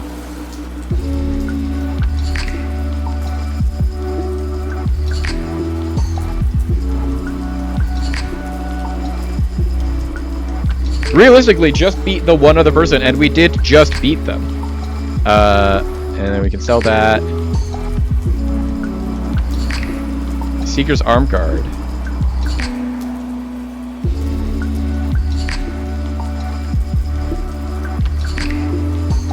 That Thresh wants that. Okay. We'll give Thresh that then. Let's do this, this, this. This, this.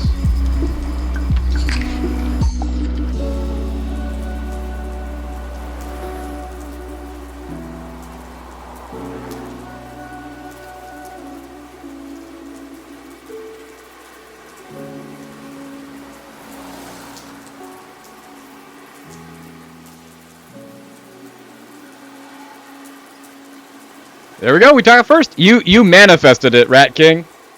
We came back, stabilized on 2, eliminated a person around.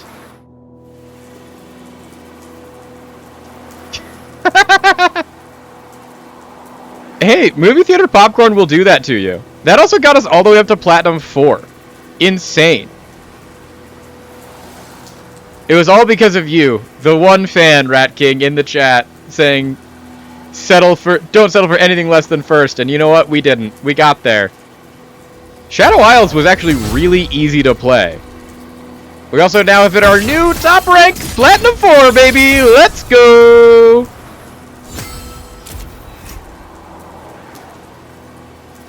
Okay. We are now in Platinum 4. We have exactly 1 LP, so we barely squeaked in. We barely got there. But yeah, that Warden Callista comp was not hard to play. It was really strong. It got touch and go there. Like we could have realistically finished 5th, but once we rolled down and got there. So we have it starts at Iron, a rank we have never been. Then it goes to Bronze, Silver, Gold, where we spent most of our time, Platinum, and then between Platinum and Diamond, they have a new rank called Emerald. And then it goes Diamond, and then it goes Masters, and then it goes Grandmaster, and then Challenger, I think, are the rankings. So the thing is like, think of Platinum as like you are in the top 40% of players in the game, essentially. And then Challenger is the top like 1%. So we are better than 60% of players at this game. All gold tier augments? Okay, we can work with that. So I think our highest priorities right now are Zaun, if we can make it happen. Or if we see another...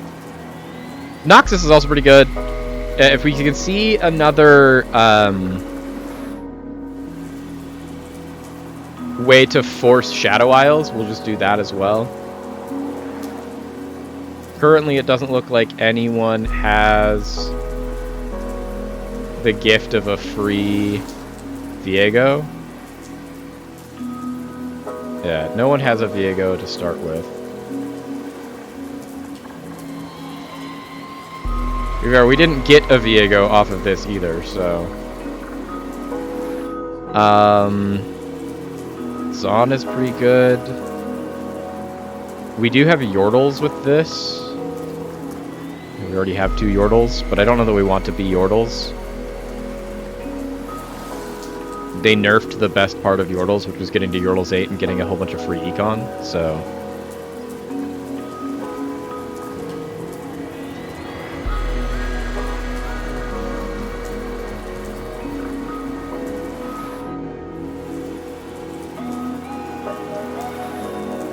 We are yet to find what our lane is supposed to be.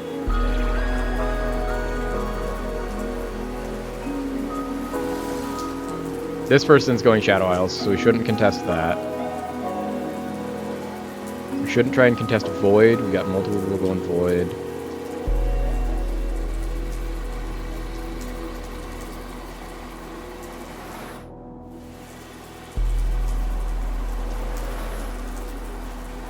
Weird. They really want us to be Yordles, and we really don't. Oh, do we do it again, chat? It didn't go great last time, but maybe we learned from our mistakes. We're just gonna do it. We're gonna Ishtal Expeditionist.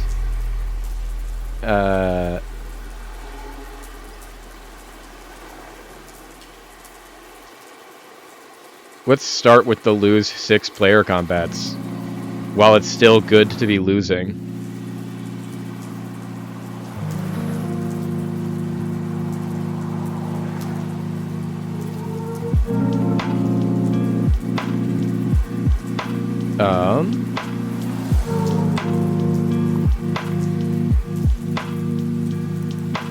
Ishtal is bad, we know this, we are aware, but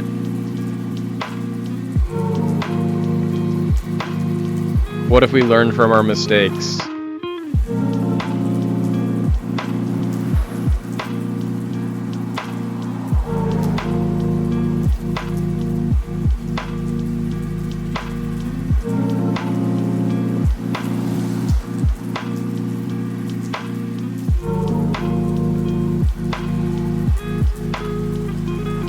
There we go. It's loss number 1. Living life in the fast lane.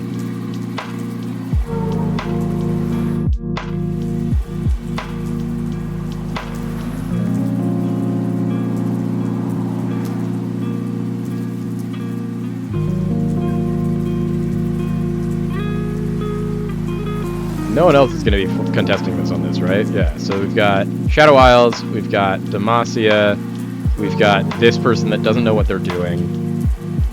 We've got Wardens of Phelios, which I think is pretty good. We've got another person that looks like they're trying to go Shadow Isles with a Bard. We've got Bruisers plus Rek'Sai carry. And then we've got Longshots.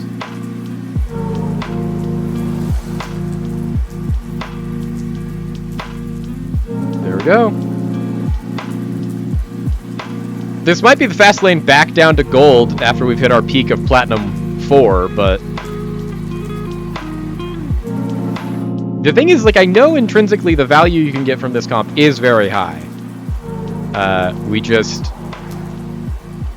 haven't been good at getting our cash outs when we've needed to get our cash outs. There's that.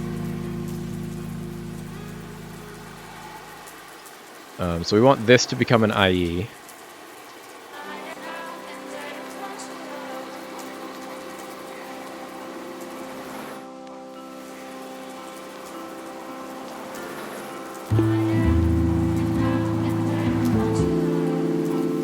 We can also re-roll to get our Bard at this point.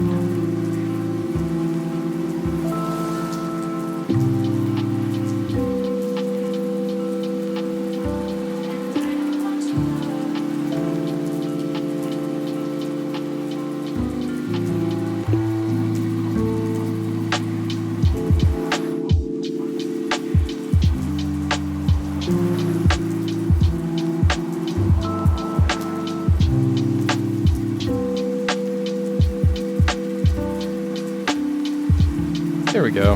We've unlocked Bard.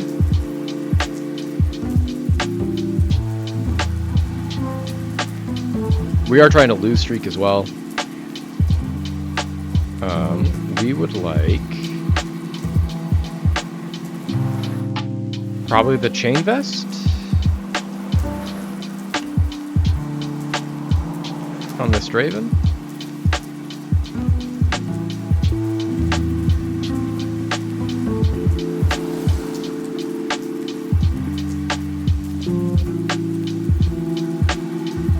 That didn't make an Ishtal emblem, which is like the only emblem we would want is our own Ishtal emblem.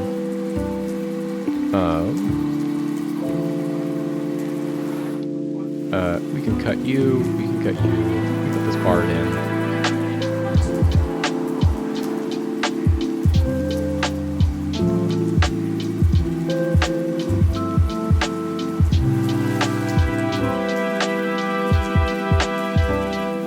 Living life in the fast lane here.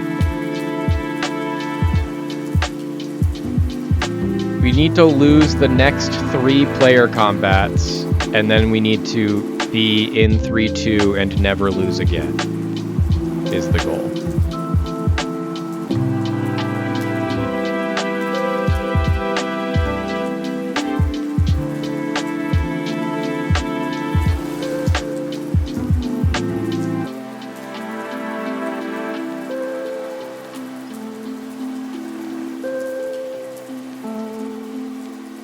The thing is, we're also not losing by a lot. Like, the fact that we're only losing, like, 2 hit points every now and then is actually kind of huge. Because we're killing most of the... We're losing well, is what I'm going to say. We're losing well.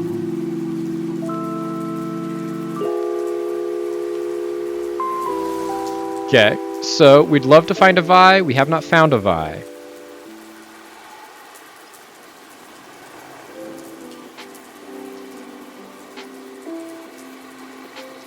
They also want us to be level 5 right now, which, like, we are... Like, we could go to level 5. Put this Caitlyn in, but...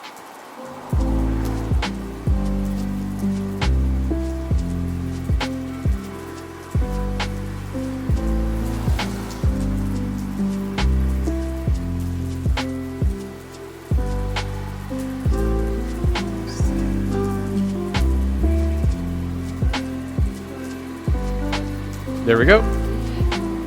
Now we just need them to actually kill us. No, we unfortunately have accidentally won this. This is why I shouldn't have gone to 5. Okay. So we need to lose 3 more player combats. We accidentally just won that one.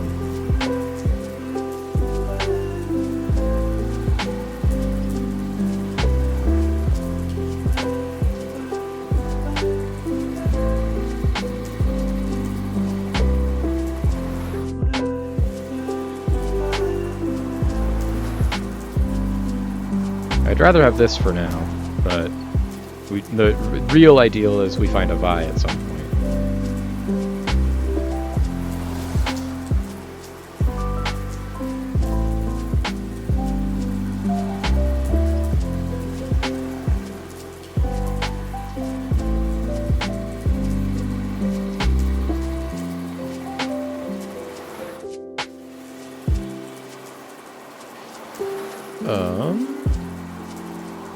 Take a Void Staff.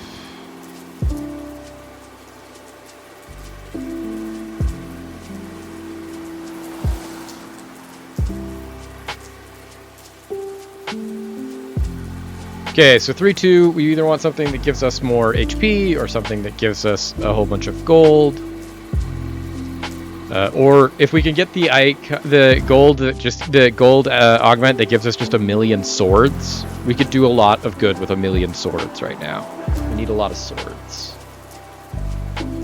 We also need to start building tank items at some point, and we have unfortunately not built any tank items. Okay, Demacia, please kill us. We need to lose. There we go. There we go. We have lost? Perfect. We lost. Okay, 2 more. 2 more loses, and then we never lose again.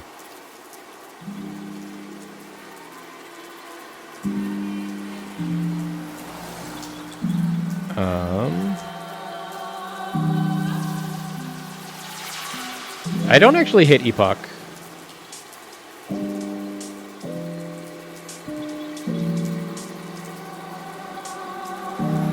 There's our Vi. There's another Vi.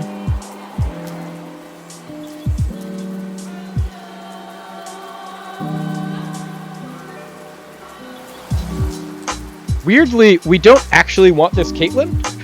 We want this Seraphine. And, like, we want the Seraphine. We actually want the Orianna, but then we eventually want the Seraphine.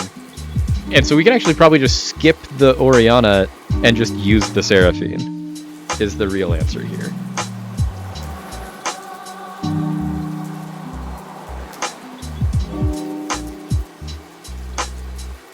Perfect, they stunned all of our units. That means we're most likely going to lose to this Shadow Isles Wardens player, which is what we want. We need 1 more loss after this. And we can put in this Seraphine and never lose again. especially since we have 2 of the 3 Seraphine items that we need.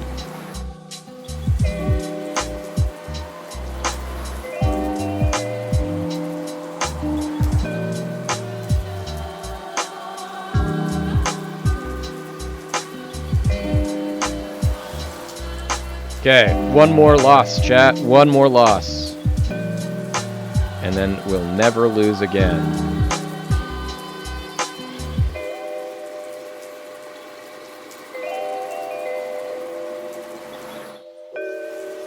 We're trying to really put ourselves in a position to actually never lose again.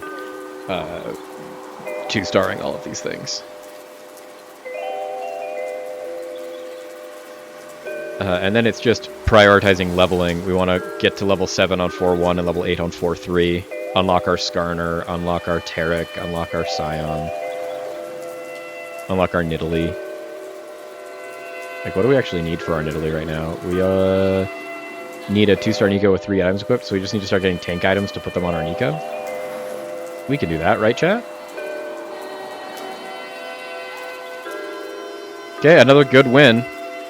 Another good loss, I mean. We lost and we didn't lose too much HP. Finishing this with 62 HP left, I actually don't feel bad about.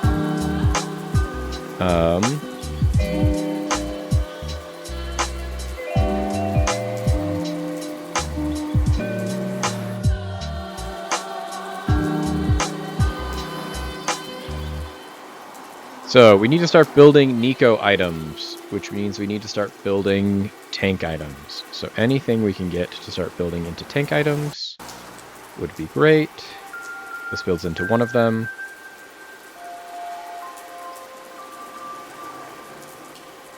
The Taric would also have been really good pickup, but we don't need the Taric right now. As much as we just need, like, so our pool should have lots of chain vests in it, but it won't have tiers. Since how pools work is that you get added into your item pool of things you can get from end of stage item things.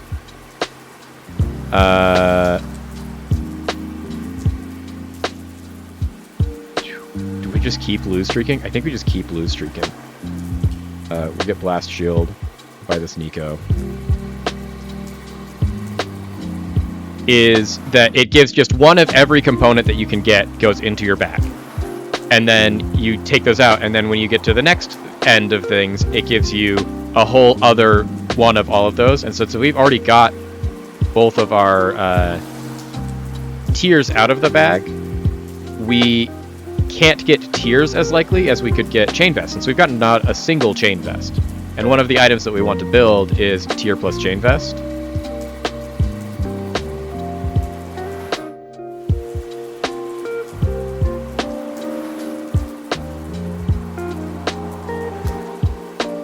Another good loss. I'm sure that you can give me a ton of tears. I can give myself a ton of tears if I lose this and end up crying, but the real cash out is that it's just like we just need a couple of tears.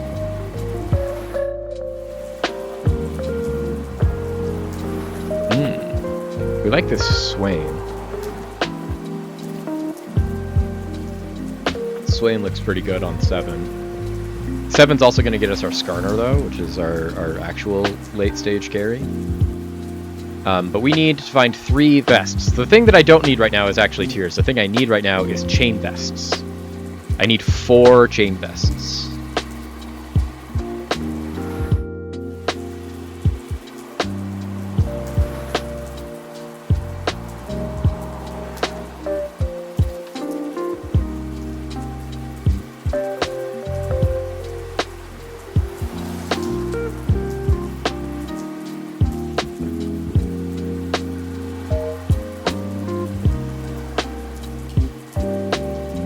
Okay, just one more?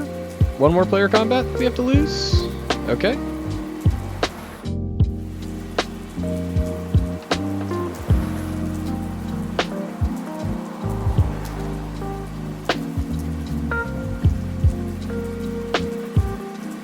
We'd love to get some items to put onto our Nico.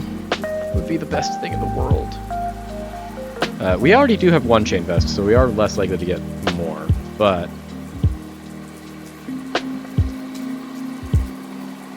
Since we want to build Protector's Vow, Bramble Vest, and Gargoyle Stoneplate, which all need chain vests. We also wanted to build this Infinity Edge, so that's huge. And there's another tier. Okay, so there's 2 of our items for...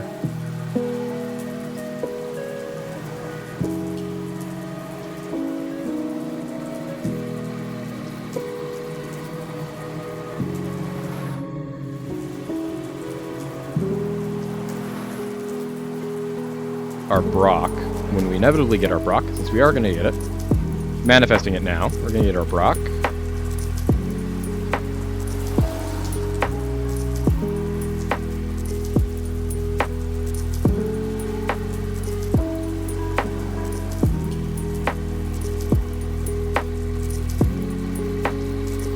We do still want to lose this combat, so I hope we do. Right now it's looking pretty close like we are going to win it. We need a couple of more massive casts from their Lux. There we go. There we go. Perfect. Now we have lost 10 in a row. We never lose again, chat. That is the goal. We never lose again.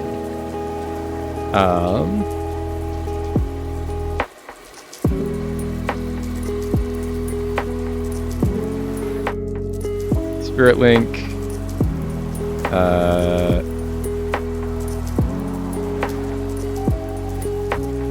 Gets us to 600. We can do full bench. We are going to drop you for this. We are going to buy you, and you. Unfortunately, that's also very good. So then we'll buy you. Okay.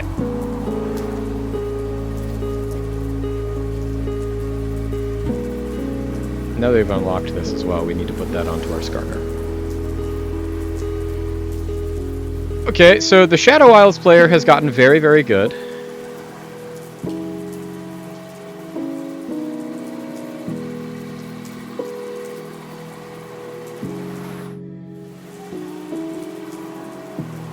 They're essentially full build other than their Thresh.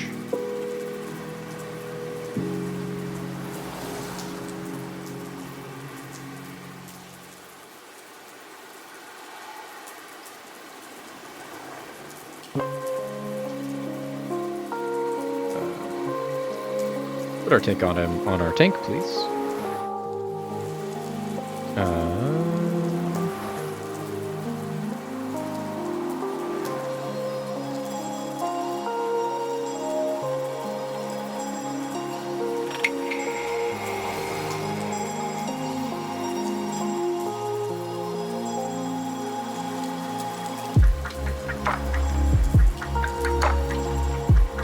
Okay, so can we beat this Ionia opponent is the next goal.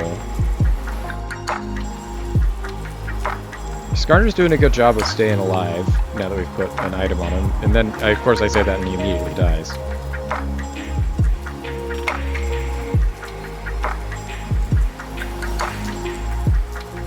Oh, jeez. I'm crying for me right now, for real, for real.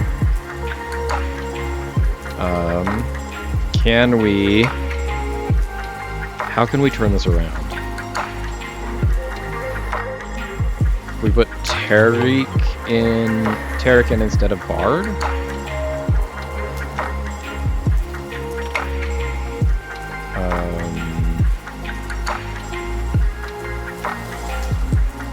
You know, I'm trying my best to do that, Rat King. For some reason, we're just not beating anybody.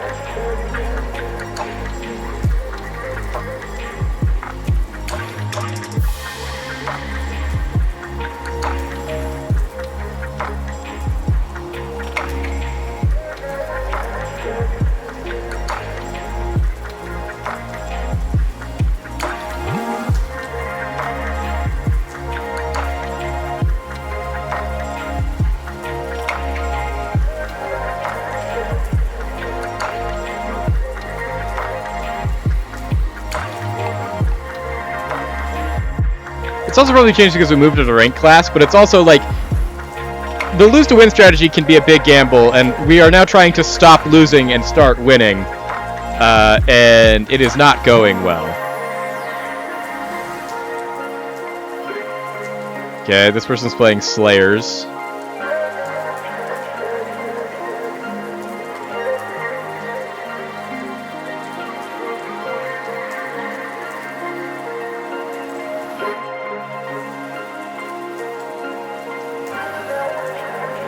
Yeah, we have just lost. Perfect.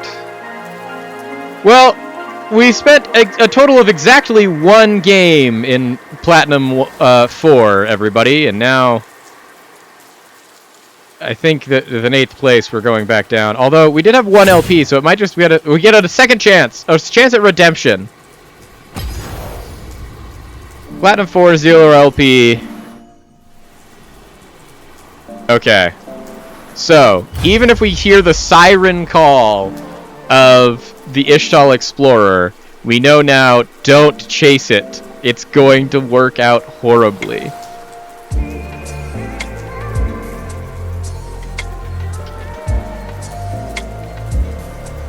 Zero is still in. Zero is still in, and that's the thing that I'm gonna keep saying. And like we know the comps that we should actually be trying to play, and it's like Demacia or Noxus, or if we could get the Shadow Isles comp and be uncontested, that's really good. Zaun is probably great.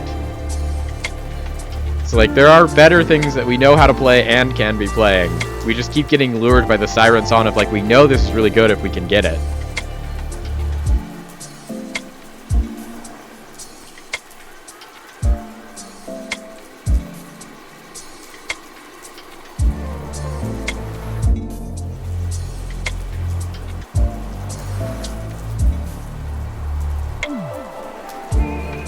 Okay.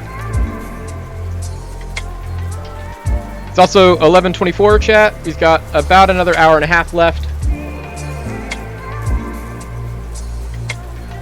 And then I gotta hop off and try and eat some food real quick and then head out to my job. I have to be at my job at 2:30 today in the afternoon. And I think this will be fun. I'm gonna take the train to my job today because I don't want to have to worry about parking up at where I'm going. And it should be fine, but since I looked up the route and everything, and like it said that it would take me an hour to get there from my house, and that's if I walked from my house to the train station, which is a 32-minute walk. So if I drive from my house to the train station and then take the train, we should make it with plenty of time.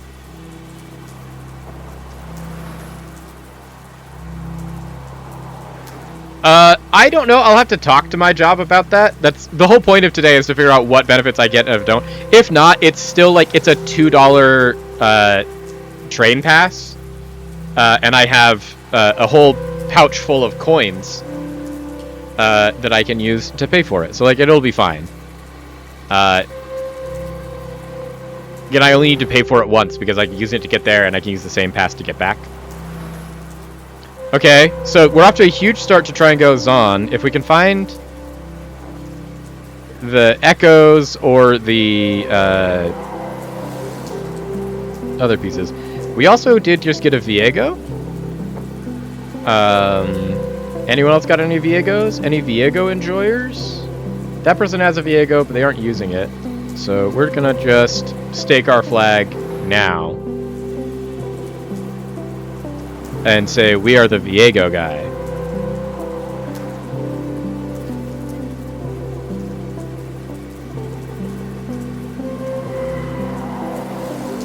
Okay, perfect, perfect. There's a Yorick. We actually got 2 Yoricks.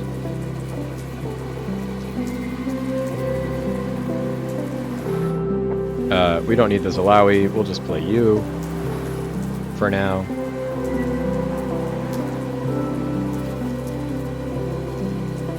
Anyone else trying to do Viego shenanigans? Where was other Viego opponent? It looks like other Viego opponent has sold their Viego. We put our flag in the ground, and we have been rewarded for doing so. Okay.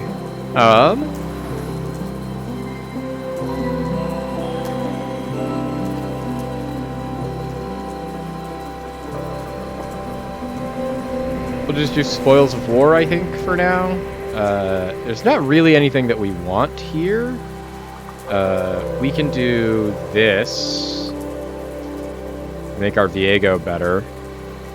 And then Striker's Flail. We know that's one of the items that we need for the best build of our Callista. And now it's just, can we get 10 souls by the time we hit level 5?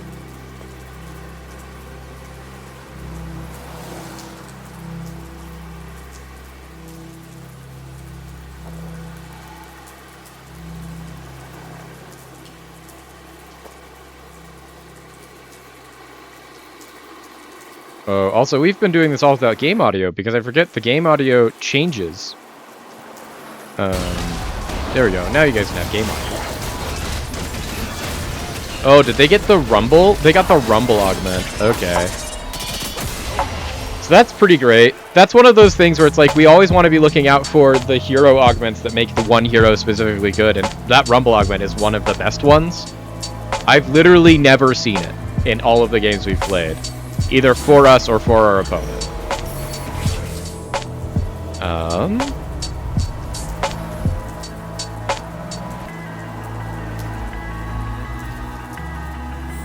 We'll hold on to this. It's not a warden. We do want wardens, but also most of the wardens that we can get are 3 stars. The only 2-star warden that we have that we can get that we don't already have is Xinjiao. We'd also are looking out for an Ashe. We'd rather have an Ashe than this TF, but the Ashe and the TF do fill the same role. It's just we want to get Quick Striker too.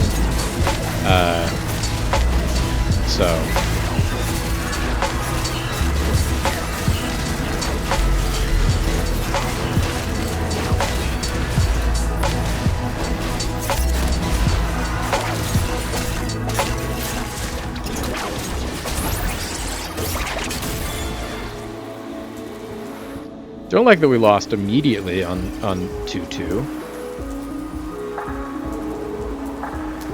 The other thing for the free pass is the free pass might be tied to my University of Utah ID, which I had one when I was a student, and then the second I graduated, I think I put it in a box. Like, I do not know where my UID is, and I would not be able to find it if I needed it.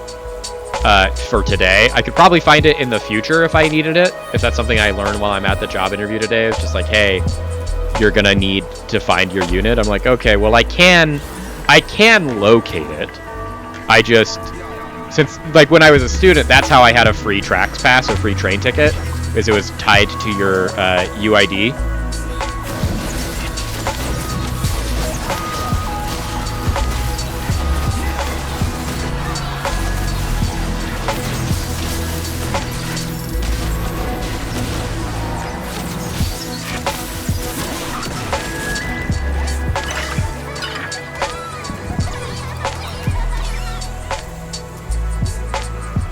Okay, so we already have our Gwen requirement met, so when we level here to pick up our Gwen, we're going to be golden. Honestly, grabbing this other...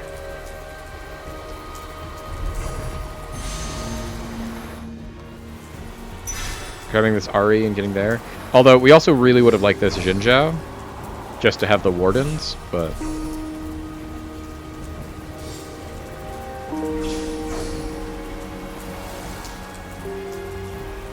Yeah, because like I didn't figure that I was gonna need my UID ever again because I'm like I'm not going back to college. Let's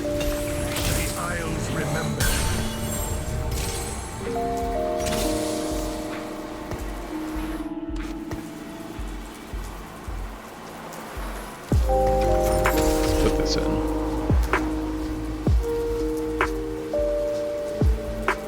And now I work at the U, and I was like, oh, I probably am going to need that again, but I don't know where it is, or even if I still have it. I know I didn't, like, throw it away, I don't think.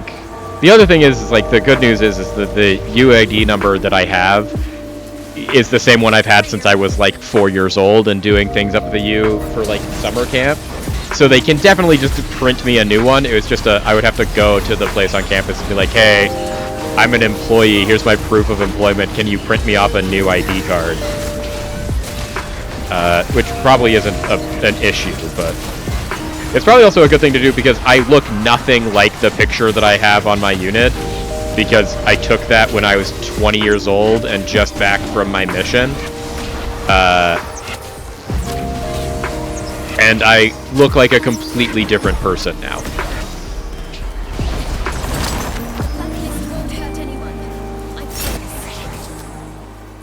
Okay, here's our Gwen. We'll put our Gwen in.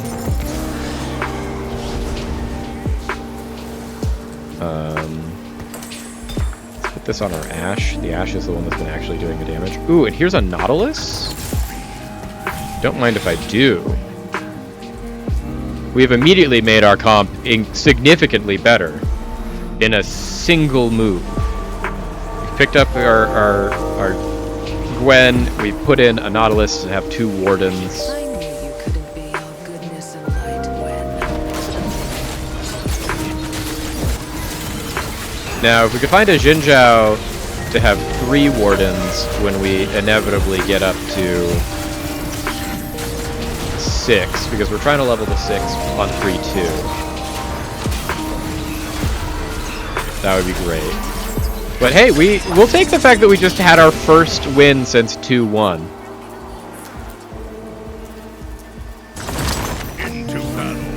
We've now unlocked Tryndamere. There's a Xin Zhao. Perfect. Ask and you shall receive. And no one else is contesting us on this, right? Yep, no, no, no, no, no, no, no. This person's still playing Bartfelios, which is, I think, an interesting choice.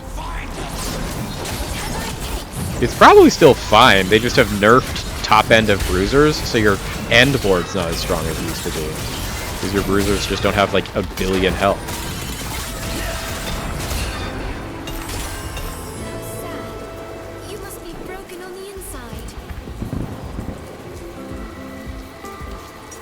You don't really want to Kraken's Fury for any reason.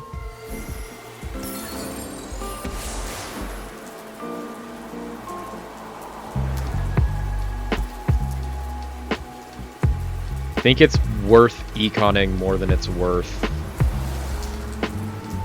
buying either this Gwen or this Nautilus.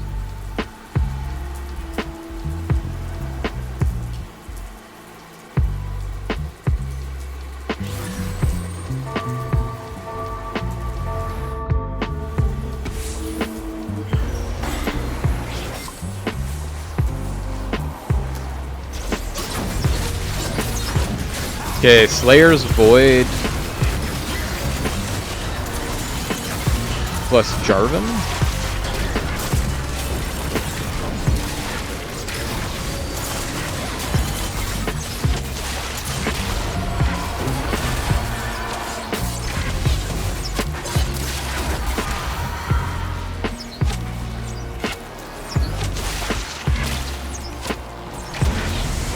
There we go, Ashe. We once again don't have great damage, but we have good enough damage. And that's all that matters.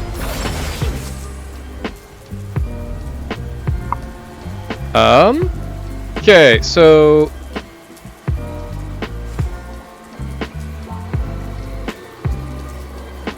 Trifecta I actually think I really like.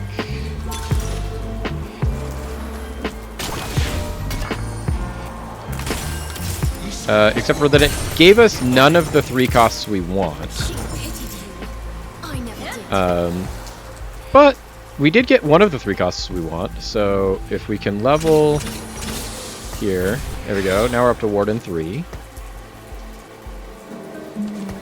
And 42 puts us on track for what we want to be.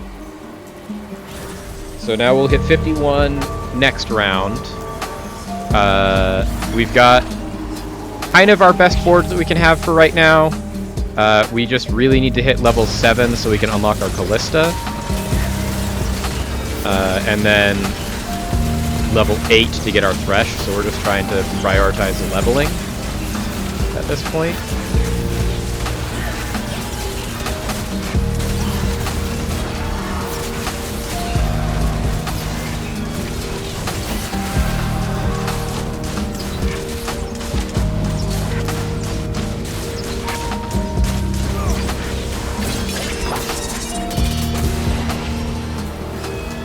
Pick the trifecta because there's like so many 3 costs that we want. We want Loris's, we want Gwen's, we want Nautilus's. We then proceeded to get none of them. So, not a great look for us, but...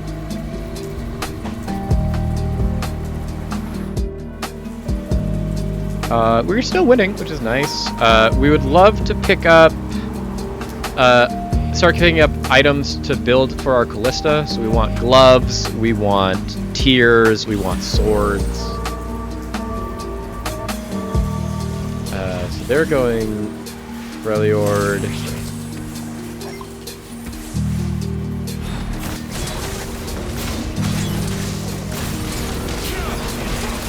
We're playing as the Bard Helios guy.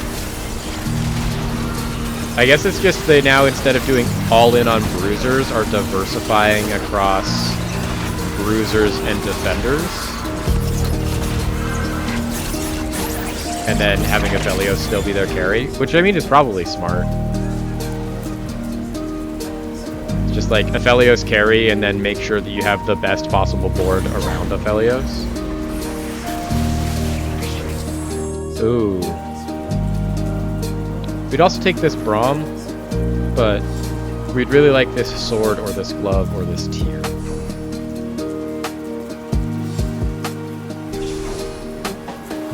Yeah, now our only option that we care about is the sword. We'll also take, I guess, the chain plate. Sword is really huge for us. There we go. So we got our sword. We need this to start getting our Callista items.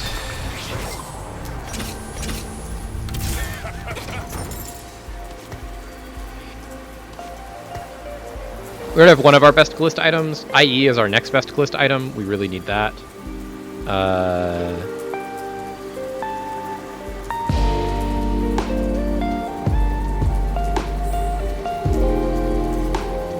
And that's kind of what we're working towards now. Grab this while we're here.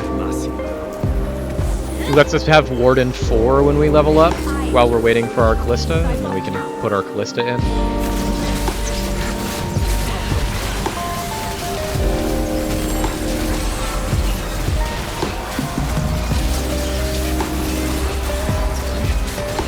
Okay, so this is the Freljord person that was ahead of us, and it looks like we were just absolutely demolishing them, which is great to see.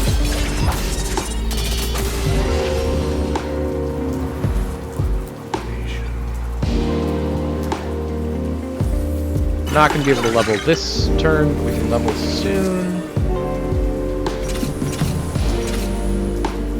So we should level next round. And then we can put in our Xin Zhao, and then once we unlock Callista, we're going to drop the Ash to put in the Callista.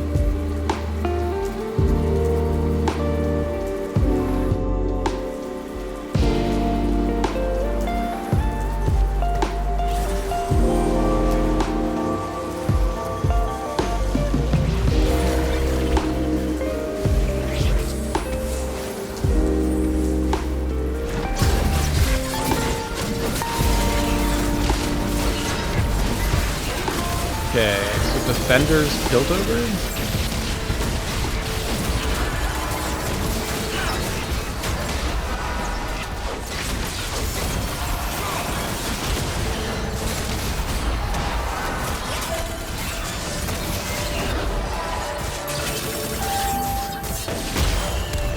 Couldn't quite get there, but not a bad loss. They only had 2 units left. We'll level, we'll drop in our Xin Zhao, we'll keep leveling. Because right now we're just kind of racing to the point that we can get our end board. We want to pick up our Thresh, we want to pick up our Callista, we want to fast 9, we want to hit level 7 right now we want to hit level 8 on 4-2.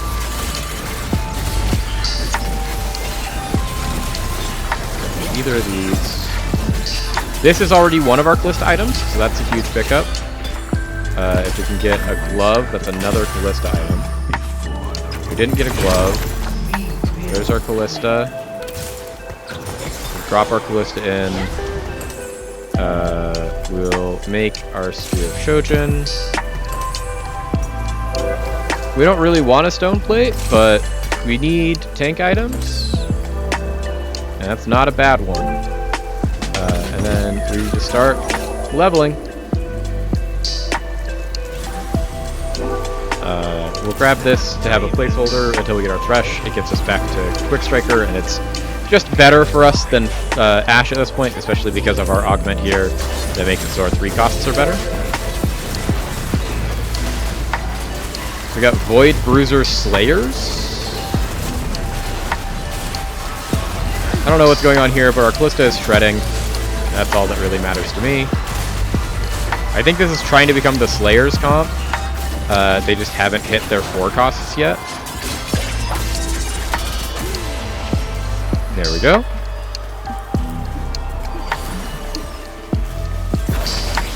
And now we can get Component Heist, we can get Golden Egg, we can get Commerce Core. We don't want any of those. We don't really care about Growth Mindset, but we would be fine with it. Giant and Mighty. Sword Overflow is really good. I think we'll just take Growth Mindset. We'll go to level 8. We'll drop this in. Do we have everything we need? We do have everything we need for Thresh. There we go.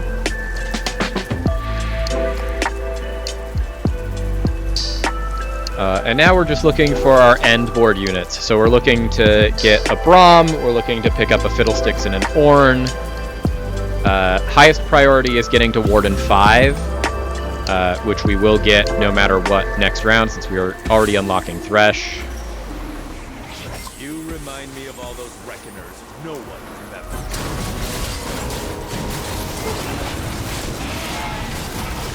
And then we can get to the ideal 5 cost, which is Ornn. If we can get Ornn and Thresh, then we have our perfect Warden 5. We don't have to play this Jin Zhao anymore.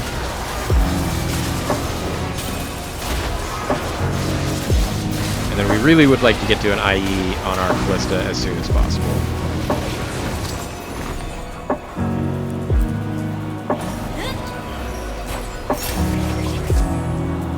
Another Callista and a Thresh. And a Seraphine, which we also want. And a Braum. So we can do this out. We can do him in. We can get rid of that. We can do you instead of that. We can put Blast Shield. Let's make this Kraken's Fury. Let's reforge this Kraken's Fury.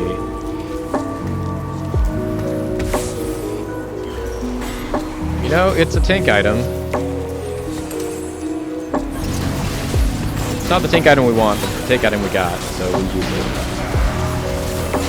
And now we are looking for Ornn still as a really high priority. We're looking for our last Callista item. We're looking for any of our Thresh items, because we don't have any of our Thresh items currently. If we can start getting an Ornn, though, and start just printing items on our Ornn as early as possible, that would be great.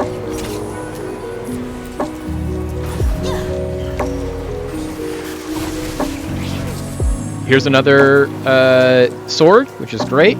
We would like that sword, so we can be one step closer to our IE.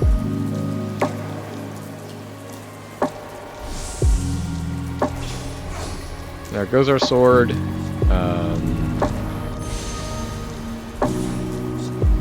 Don't have a rod.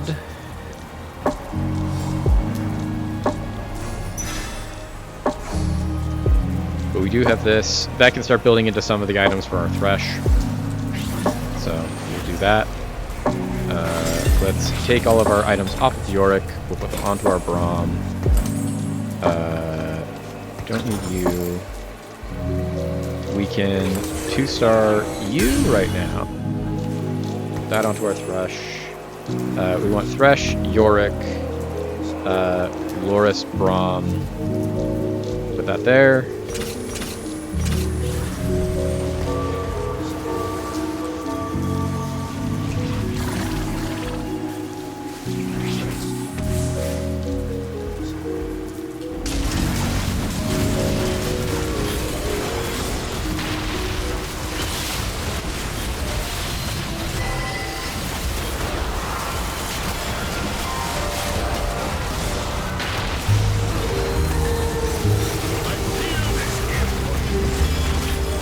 I don't know that we can beat this Yordle's comp anymore for right now. The fact that they've got their Rumble absolutely popping off and they already have their Vigar is very, very good.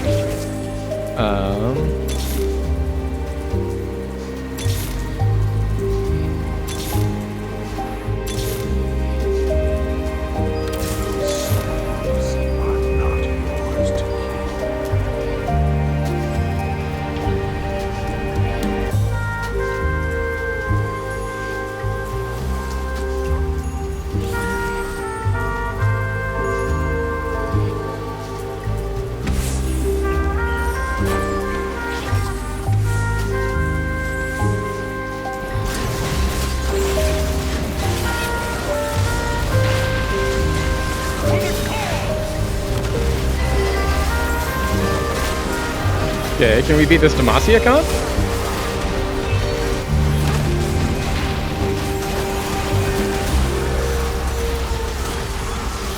Nope. Okay, so we need to power spike pretty hard here. Is the name of the game. So let's get to the point where we're gonna level after this, and then we'll roll on 9. We're looking for ways to make an IE. We're looking for ways to make any of the items that we want for our Thresh.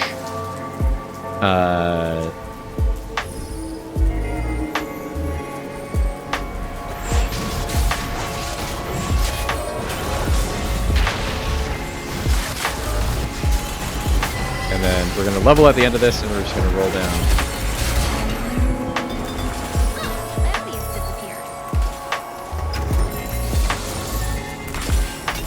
There's our Ornn, so that's already huge. There's another When we find a glove, we did perfect. We are in business, baby. This is an item that we can put on a Thresh. There's another Thresh. There's another Callista. Here's that for now. There's another Thresh. There's another Seraphine.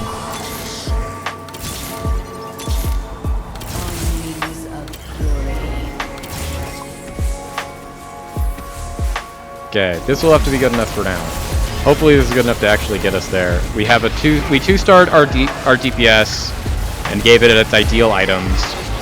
We have an item on our Thresh to give him some more longevity. It's not his perfect item, but it's an item. We have a 2-star Shyvana, which, like, we don't need a Shyvana, but a 2-star 5 cost can never be bad.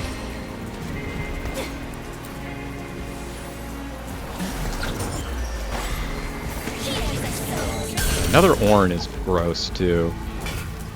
And there's a 2-star Ornn. Okay, so we're going to be done rolling for a bit. We're just going to rebuild our Econ. We're only going to buy things if it completes sets. So, like, if we find any more Shyvanas or if we find any more of those. But this is kind of gross. I think we have a very good board on 9. A good level 9 board.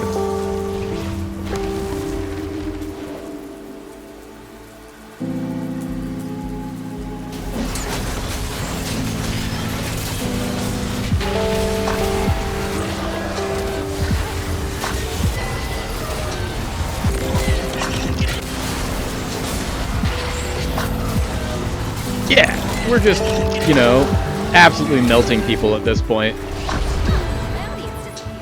Our Callista's now doing 10,000 damage. Our Thresh is doing 6. This is kind of huge. This Shadow Isles comp is, I think, really, really busted. Even when they've nerfed literally every thing on the Shadow Isles comp, since they've nerfed this into the ground. They nerfed Thresh, they nerfed Callista, they nerfed Yorick, and it doesn't seem to matter. It seems like we're just beating them all anyways. Eventually we will put in this Fiddlesticks. That's the actual thing we want for our comp, because it'll give us Vanquisher 2, which will make our Callista even more powerful.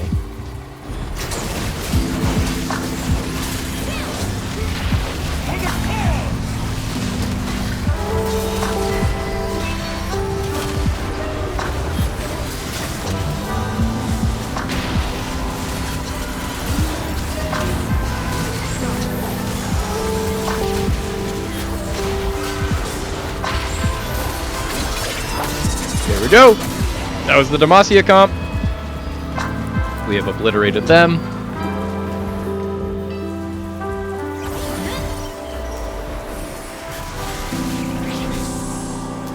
Ooh, another Ornn. But there's also a Morello's and an Edge of Night, which are both items that we want for our Thresh. And I think we want the Morello's more than we want an Edge of Night. Since the Edge of Night just kind of duplicates what we already have with the item that we already have on our Thresh. So we don't need 2 of that same effect. But getting the burn off of the Morello's for our Thresh is going to make it so our damage increases again. So we really want that. So you, put this on you.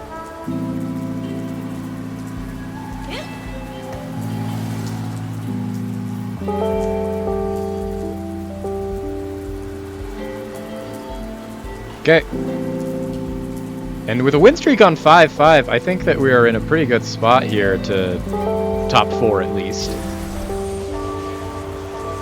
Once we start getting artifacts off of our Ornn, which is literally next combat, we'll up that as well.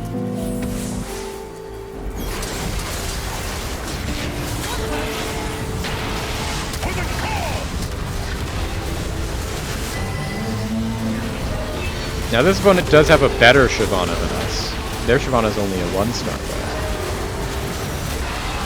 It just like actually has items and they're using it and they have a comp that wants a Shyvana, as opposed to us who are playing a Shyvana in a comp that does not want a Shyvana. We just happened to get a Shyvana too, and it's really good.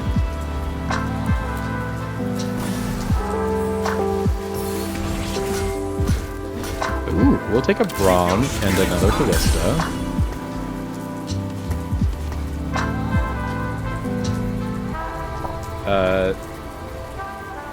Do we have the time? We only get to 19, which hopefully we will kill something and get there. Oh, there we go. We got a Darkened Scythe. What do we want to put a Darkened Scythe on? Ornn? Okay. Hey, Ornn. Have a Darkened Scythe.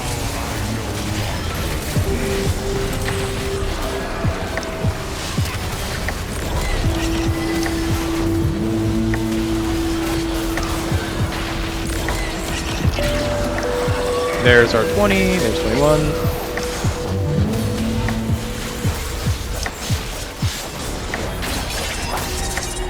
Cool. Both our Thresh and our Kalista at this point are doing roughly 10,000 damage around, which is insanity. We also were able to get all the way up to 24 gold based off of just drops there. Okay, hey, we made top 4, chat. There we go.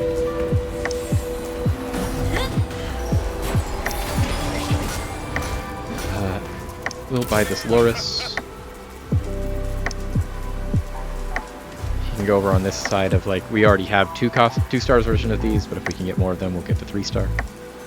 30 is not one of our breakpoints. 34 and 27 are, so. But this is also a minion wave, so we'll be able to just get a whole bunch of gold off of it.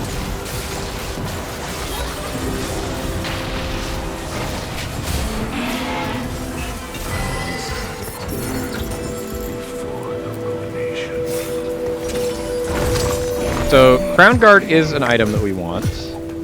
Specifically, it's an item that we want for our Fiddlesticks that we don't even have in yet. Okay, so now, I think what we're actually going to do is this. We're going to spend all of our money, put in this Fiddlesticks, move that there, put this on our Fiddlesticks.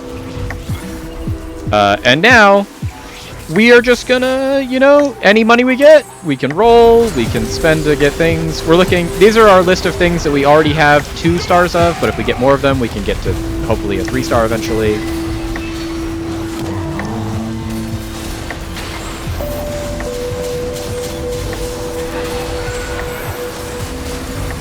We're also just, you know, absolutely demolishing everything right now. Our Ornn, I think, is one player combat away, maybe 2 away from getting us another artifact. And if we can get another artifact, we can put another artifact on any of our characters, which would be huge. Like, we started last combat at 0 gold, and we have now already gotten to 12. Like, 12 isn't one of our breakdowns. 14 is. So the only things that improve this comp is if we can start getting items for... If we can get one more item for Thresh, we want, like, an Ionic Spark or an artifact. We have, like, less than ideal items on Braum, but we have items on Braum, so if we could start idealizing our items on Braum, that would be fine. If we get some items for our Seraphine could get really, really good. They still only have a 1-star Shyvana, so... We still can't 3-star our Shyvana as long as they have a 1-star Shyvana, so we need our opponent to lose so that we can take their Shyvanas. There's only 9 Shyvanas in the entire pool, and we have 4 of them.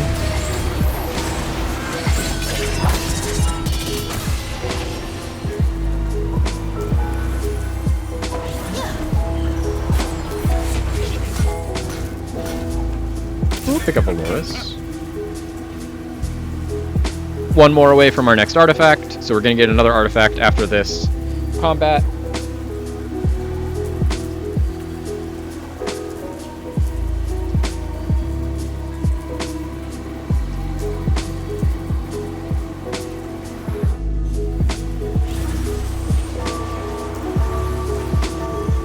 Okay, it's noon, chat. Let's give it a little stretch, move around a little. Stand up if you're at your desk. I'm going to stand up too.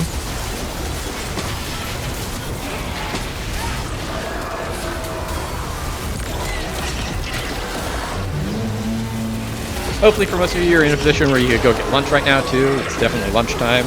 If not, I understand that. I mean, I'm not going to get lunch until after stream. I've got a whole bunch of feijoada that I made the other day waiting in the fridge for me. It's going to be delicious.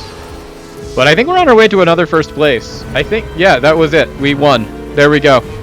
First place. So Shadow Isles is definitely something worth just forcing. It gets a little hairy there, but if you hit the right 2 stars and you roll well enough, everything just, works itself out. We can probably have enough time for one more game, chat.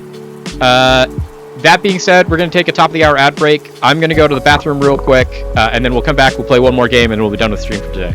So don't go anywhere. We'll be right back.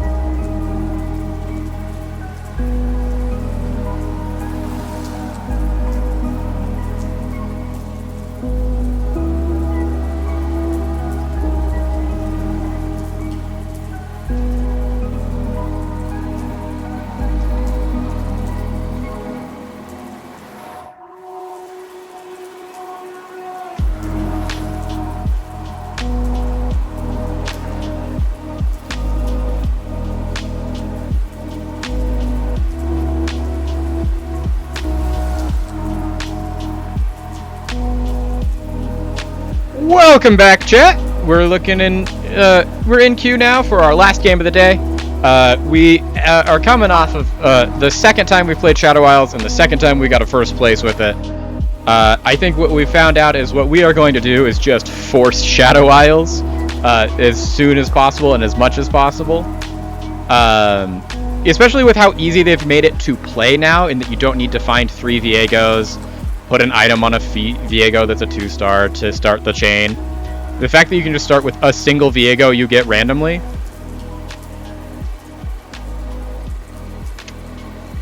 And with just how top-end heavy the damage is and like how good it can be even if you're not fully itemized.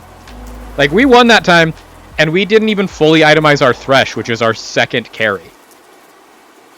Like, it's our most important, like, it's our second most important unit is our Thresh, and we were just like, oh, well, we've got this Thresh, and it's got, like, one item that it wants, and then another item that's just, like, fine.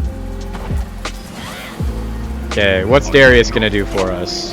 Darius says, start with a random 3-cost champion. So there's a lot of 3-costs that we could start with that we actually would like. Any of the Wardens would be huge here. Loris would be the best option. Nautilus would also be okay. Milio is a trap. We know we can't play the Ishtal comp.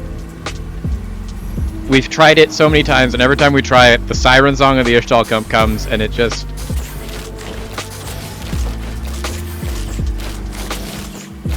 always leads to our downfall.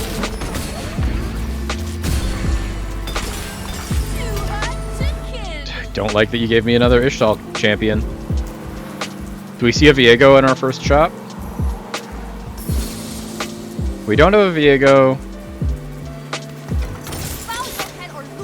We don't see a Viego in our first 2 shops. Does anyone else have a Viego already? This person has a Viego 2. They don't have an item on it, though. They have 4 Viegos. Okay, so we can't go... The annoying thing is, if that person's already got 4 Viegos, we probably cannot go...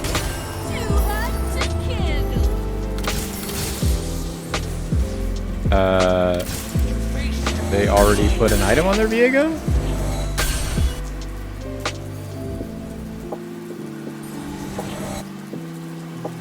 They don't have an item on their Viego, so... We probably shouldn't chase this, but we're gonna chase this. If not, we'll then go... We'll pivot to Zon if it doesn't work. We already have 2 of the 3 Zon units we would need.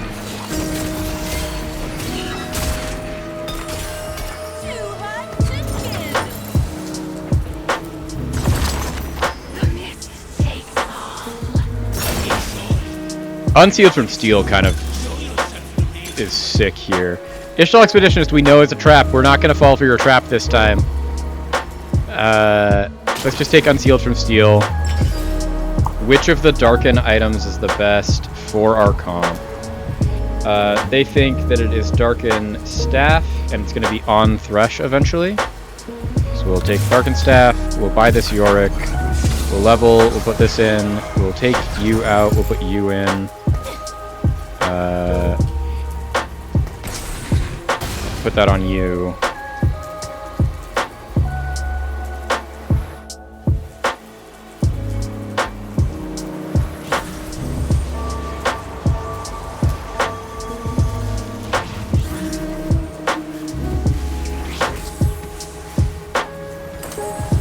This is the person that had the 2-star Viego. They have pivoted off of the Viego. Perfect. We have effectively scared our opponent that was contesting our comp off of our comp. Oh, this person also has a 2-star Viego. There's so many people that have Viegos. We're the only one with a Yorick.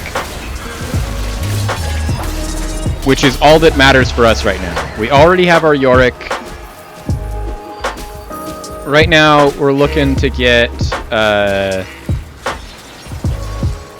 Xin Zhao and an Ashe, if we can get it.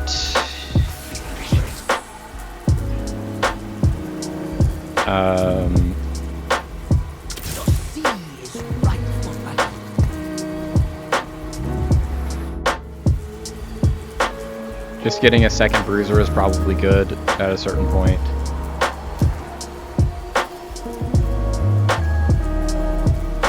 We want to get to our Gwen as soon as possible, is the real trick. I don't know that we have the damage to get that until we... Like, I think most of our damage is this Milio right now. With Darkened Staff and Mega Fire Kick. Ionia Bruiser seems really strong.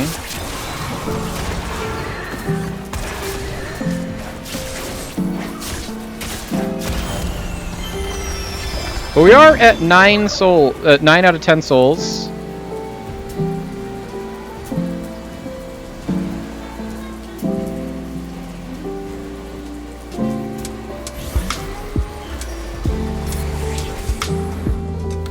Fight for the dream of Demacia.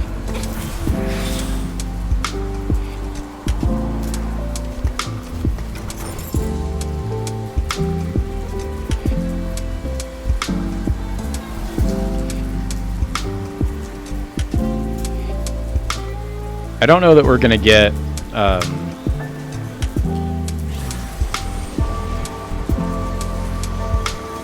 Zon, or that we even want to at this point, because we are so well set up for... Okay, so this person has now also pivoted to Shadow Isles.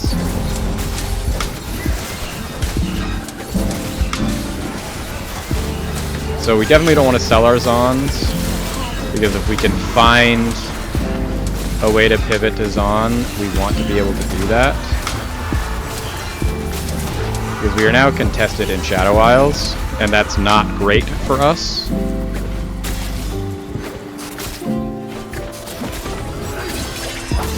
We are winning. So that's nice.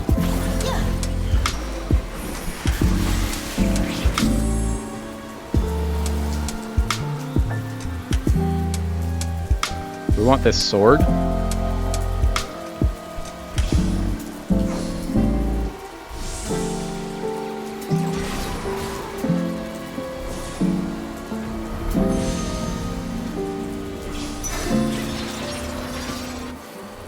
If we can find an ash, that would be great. But we are going to level to get our...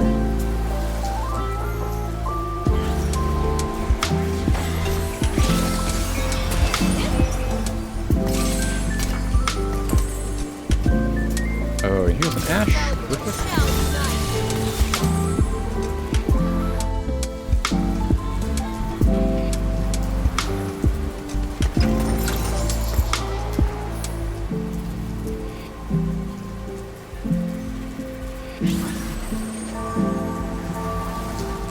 This will get us our Gwen.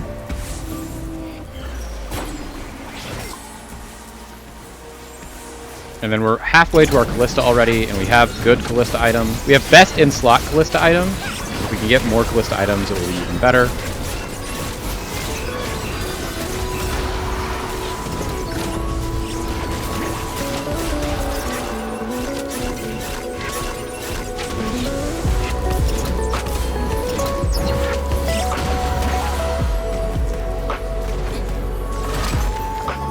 There's our Gwen. We also got a Tryndamere. We are less excited about the Tryndamere. We don't really care about the Tryndamere at all. But we did get the Gwen.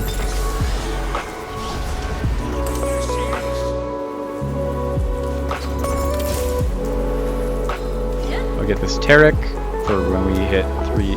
When we hit 6, if we can't find our Loris or our Nautilus at that point, then we'll just drop in this Taric.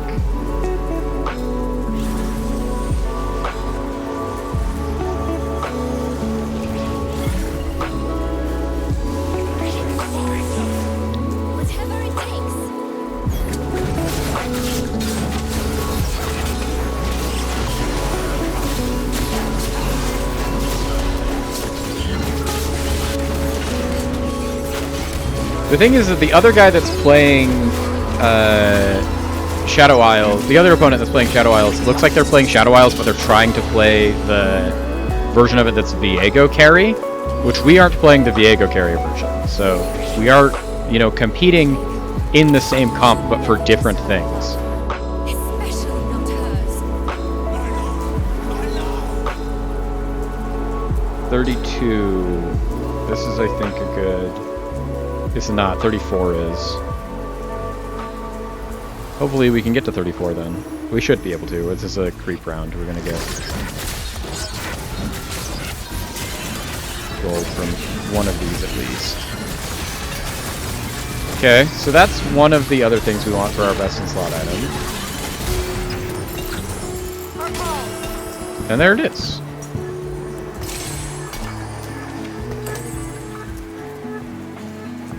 Spear of Shojin. When we get our Callista, we have all of the best Callista items, so we're killing it.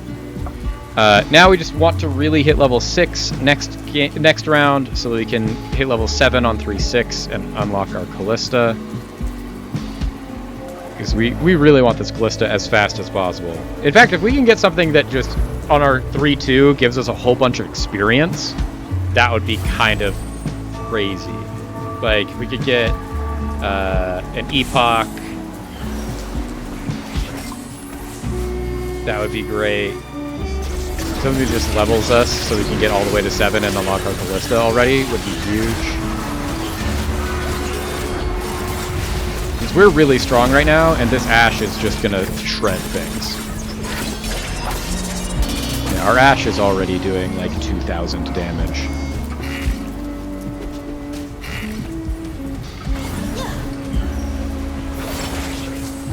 So Exiles is one of our best in-slot things. I think we'll just have to take it.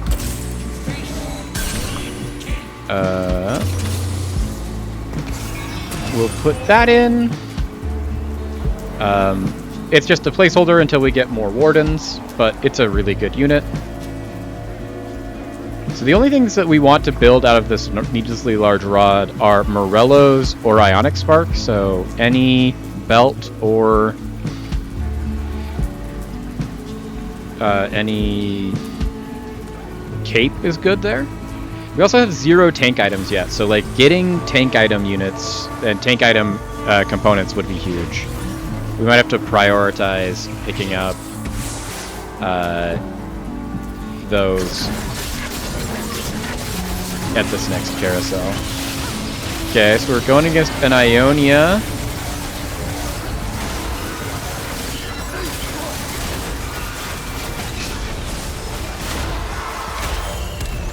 The fact they have 2 Yunaras and are playing both of them is an interesting choice.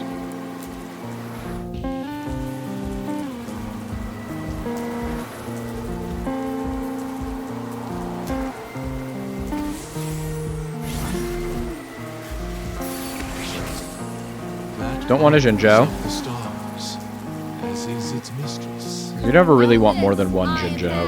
Because eventually we're going to replace the Jinzhou with better Wardens. I'd rather just hold on for the money, for leveling and econ. But we want to get belts, we want to get... we have all the gloves we need, I think.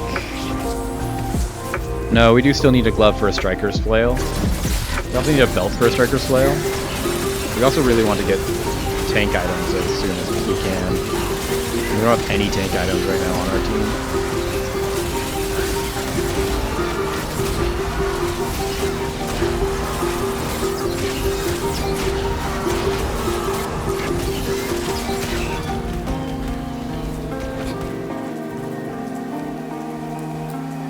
Now we've lost to the other Shadow Isles opponent. Diego carried on that one.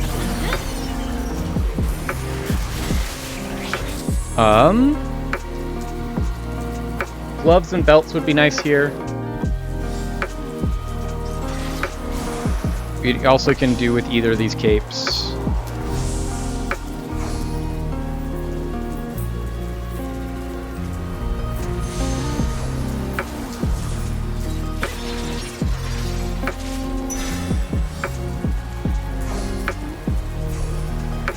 Belt that can either build into our Morellos or can build into our Striker's Flail.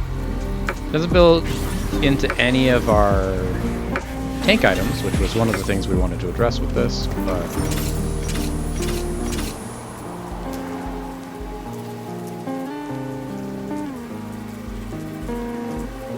it builds into a tank item. It builds into many tank items, so if we find the tank items we want, we can get pretty good results from this.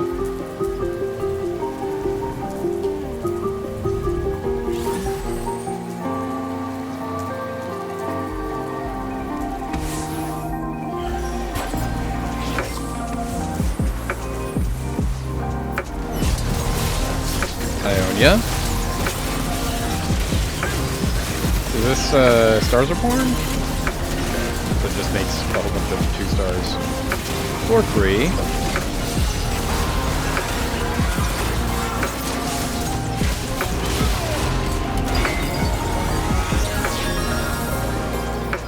Okay. We need to stabilize pretty soon, but once we get to our power spikes, we should be fine.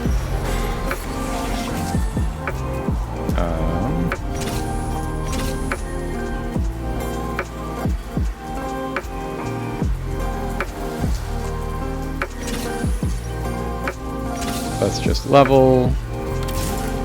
Put in this for now.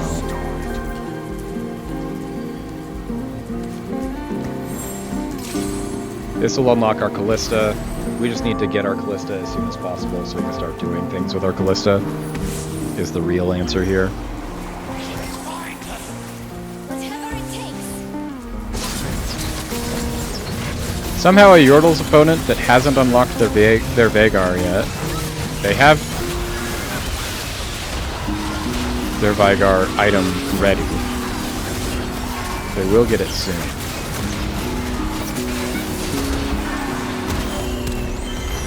Didn't need it.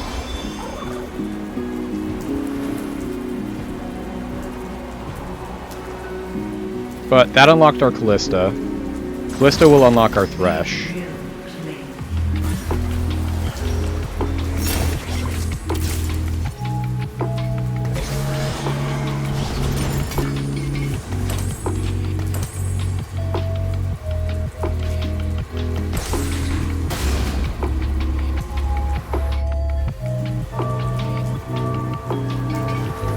I'll let my hands do the talking.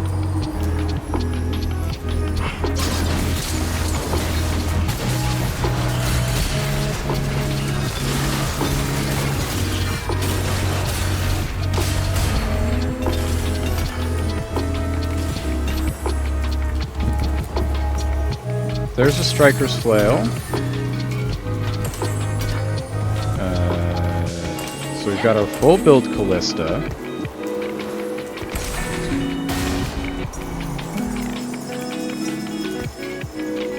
Let's build a Void Staff.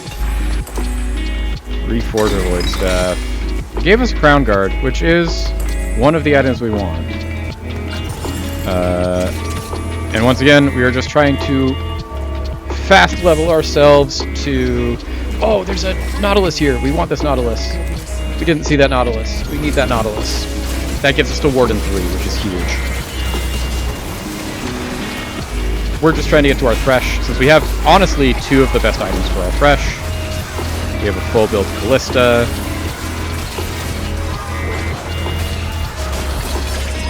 There we go. There's our Nautilus. Nautilus can go in instead of Leona. We'll keep our Taric. Taric is just overall better unit.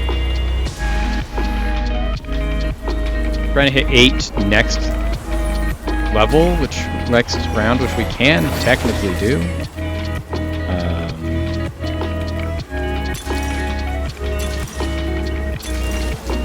I like Heroic Grab Bag. That'll be good. Let's sell this Leona. Put that in there. Oh, there's a Loris too. Perfect. We're up to Warden 4.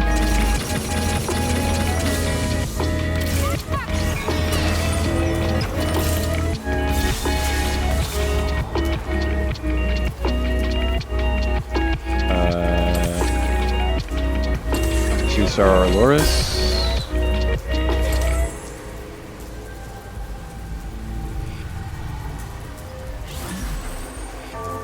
Now we get to unlock our Thresh, and then we can put our Thresh in instead of for now, probably the Draven.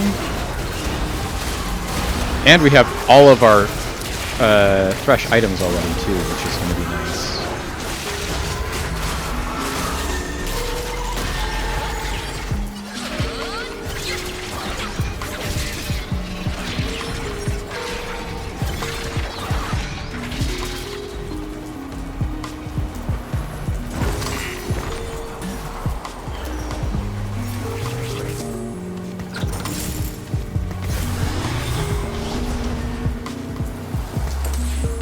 Nope, that was the wrong thing. Here. So then we can give our Thresh a Morello's and a Darkened Staff.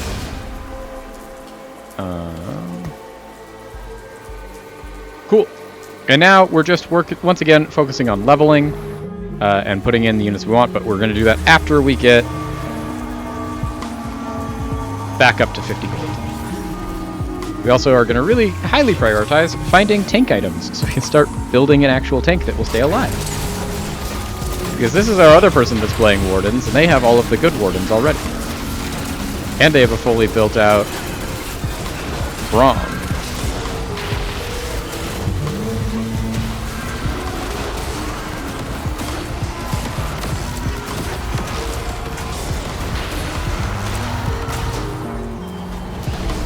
So that was like literally, if we could get tank items and survive for 1 second longer, we win that.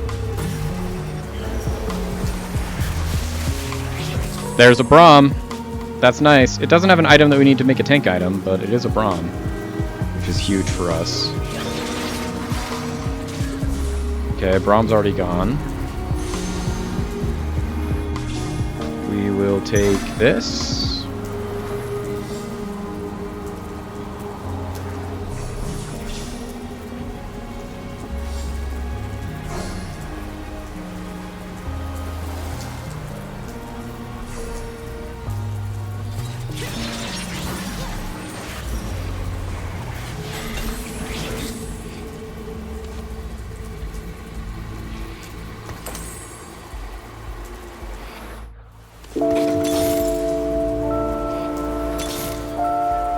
There's another Callista. We do like that. Getting to Callista 2 is going to be huge.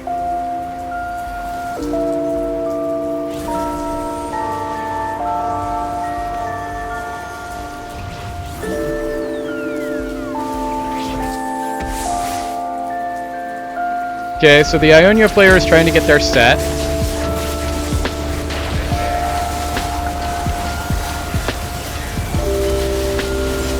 We're trying to kill them before that matters.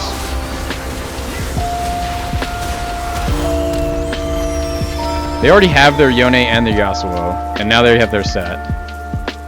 That's less than ideal. We need to start finding some of our 5 costs. We need a power spike hard.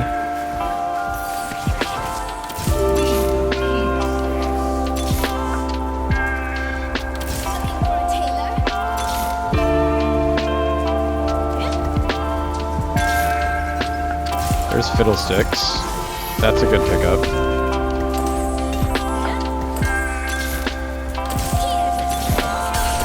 There's Callista 2.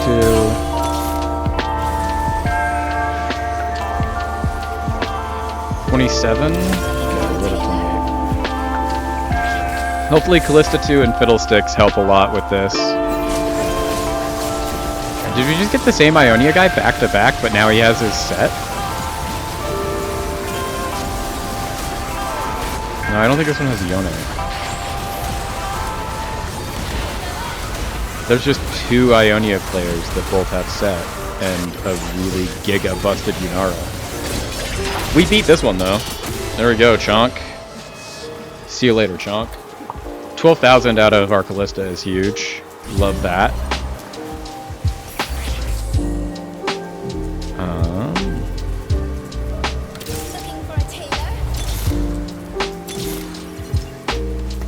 There's another Callista. Hopefully this is the point where it starts giving us like actual good completed weapons, so we can start putting tank items on someone. So we do not have a tank that can live. Oh, we also finally found our Braum. That's huge. Put a Braum in. That completes the tank item.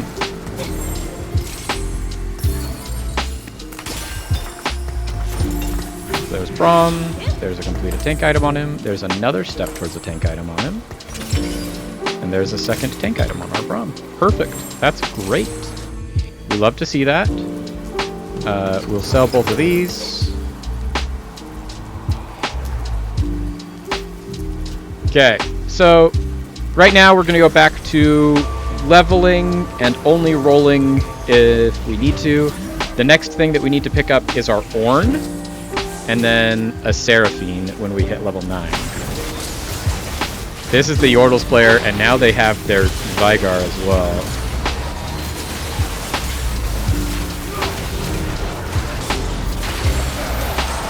We are absolutely shredding the damage, though.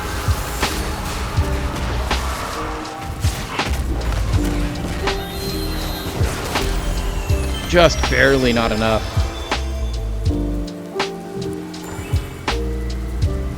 Okay. It's gonna be tight. It's gonna be tight. There's our Seraphine. But we could sing instead.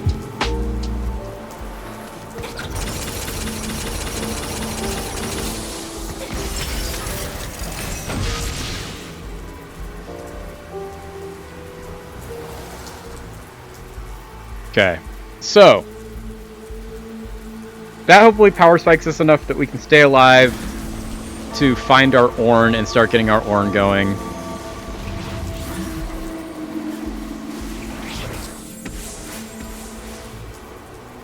They only have one Ornn still, so that's good for us. We almost won this last time, and we have drastically improved our comp since then.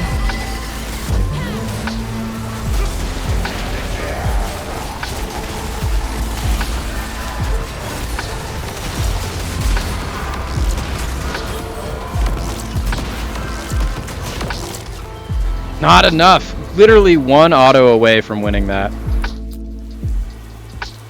Okay, that got us into 5th place. 5th place is still pretty good.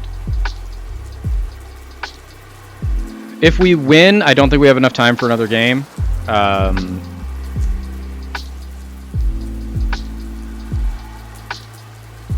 So I think we'll just have to call it there. In fact, it's probably not a bad idea for me to end early so I have more time to eat food and do things like that. So I think we're just going to call it there today, stream. Hopefully you enjoyed this early morning stream. I think it was actually, as far as average viewership goes, maybe our most viewed stream we've ever done, which is kind of crazy. We had some ups and downs. We finished at our new highest peak, which is great. We are now Platinum 4 44 LP, which is fantastic. I think we did a very good job of identifying what the broken things to be doing in this new format is, and we were doing them very well. Specifically, we were playing Shadow Isles a lot, and Shadow Isles seemed to be just kind of busted. With that, let's see if we can find someone to raid, and I'll get out of here since I have... Platinum was great. I just have some things that I need to get to.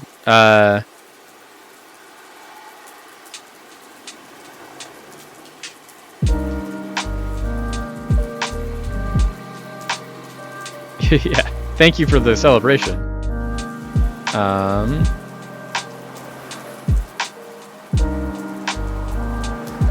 Let's raid this person. I don't know anything about them. You don't have to stay as long as you want to, but this is a person that is apparently really into the new patch.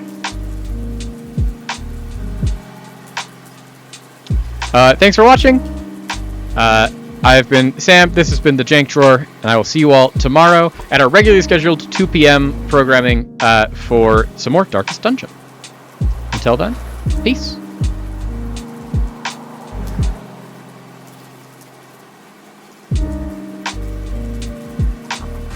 What the? He doesn't cast! Oh my god! I'm one life! What the fuck? What is going on, man? My homies, it is not my patch, man. It is not my patch.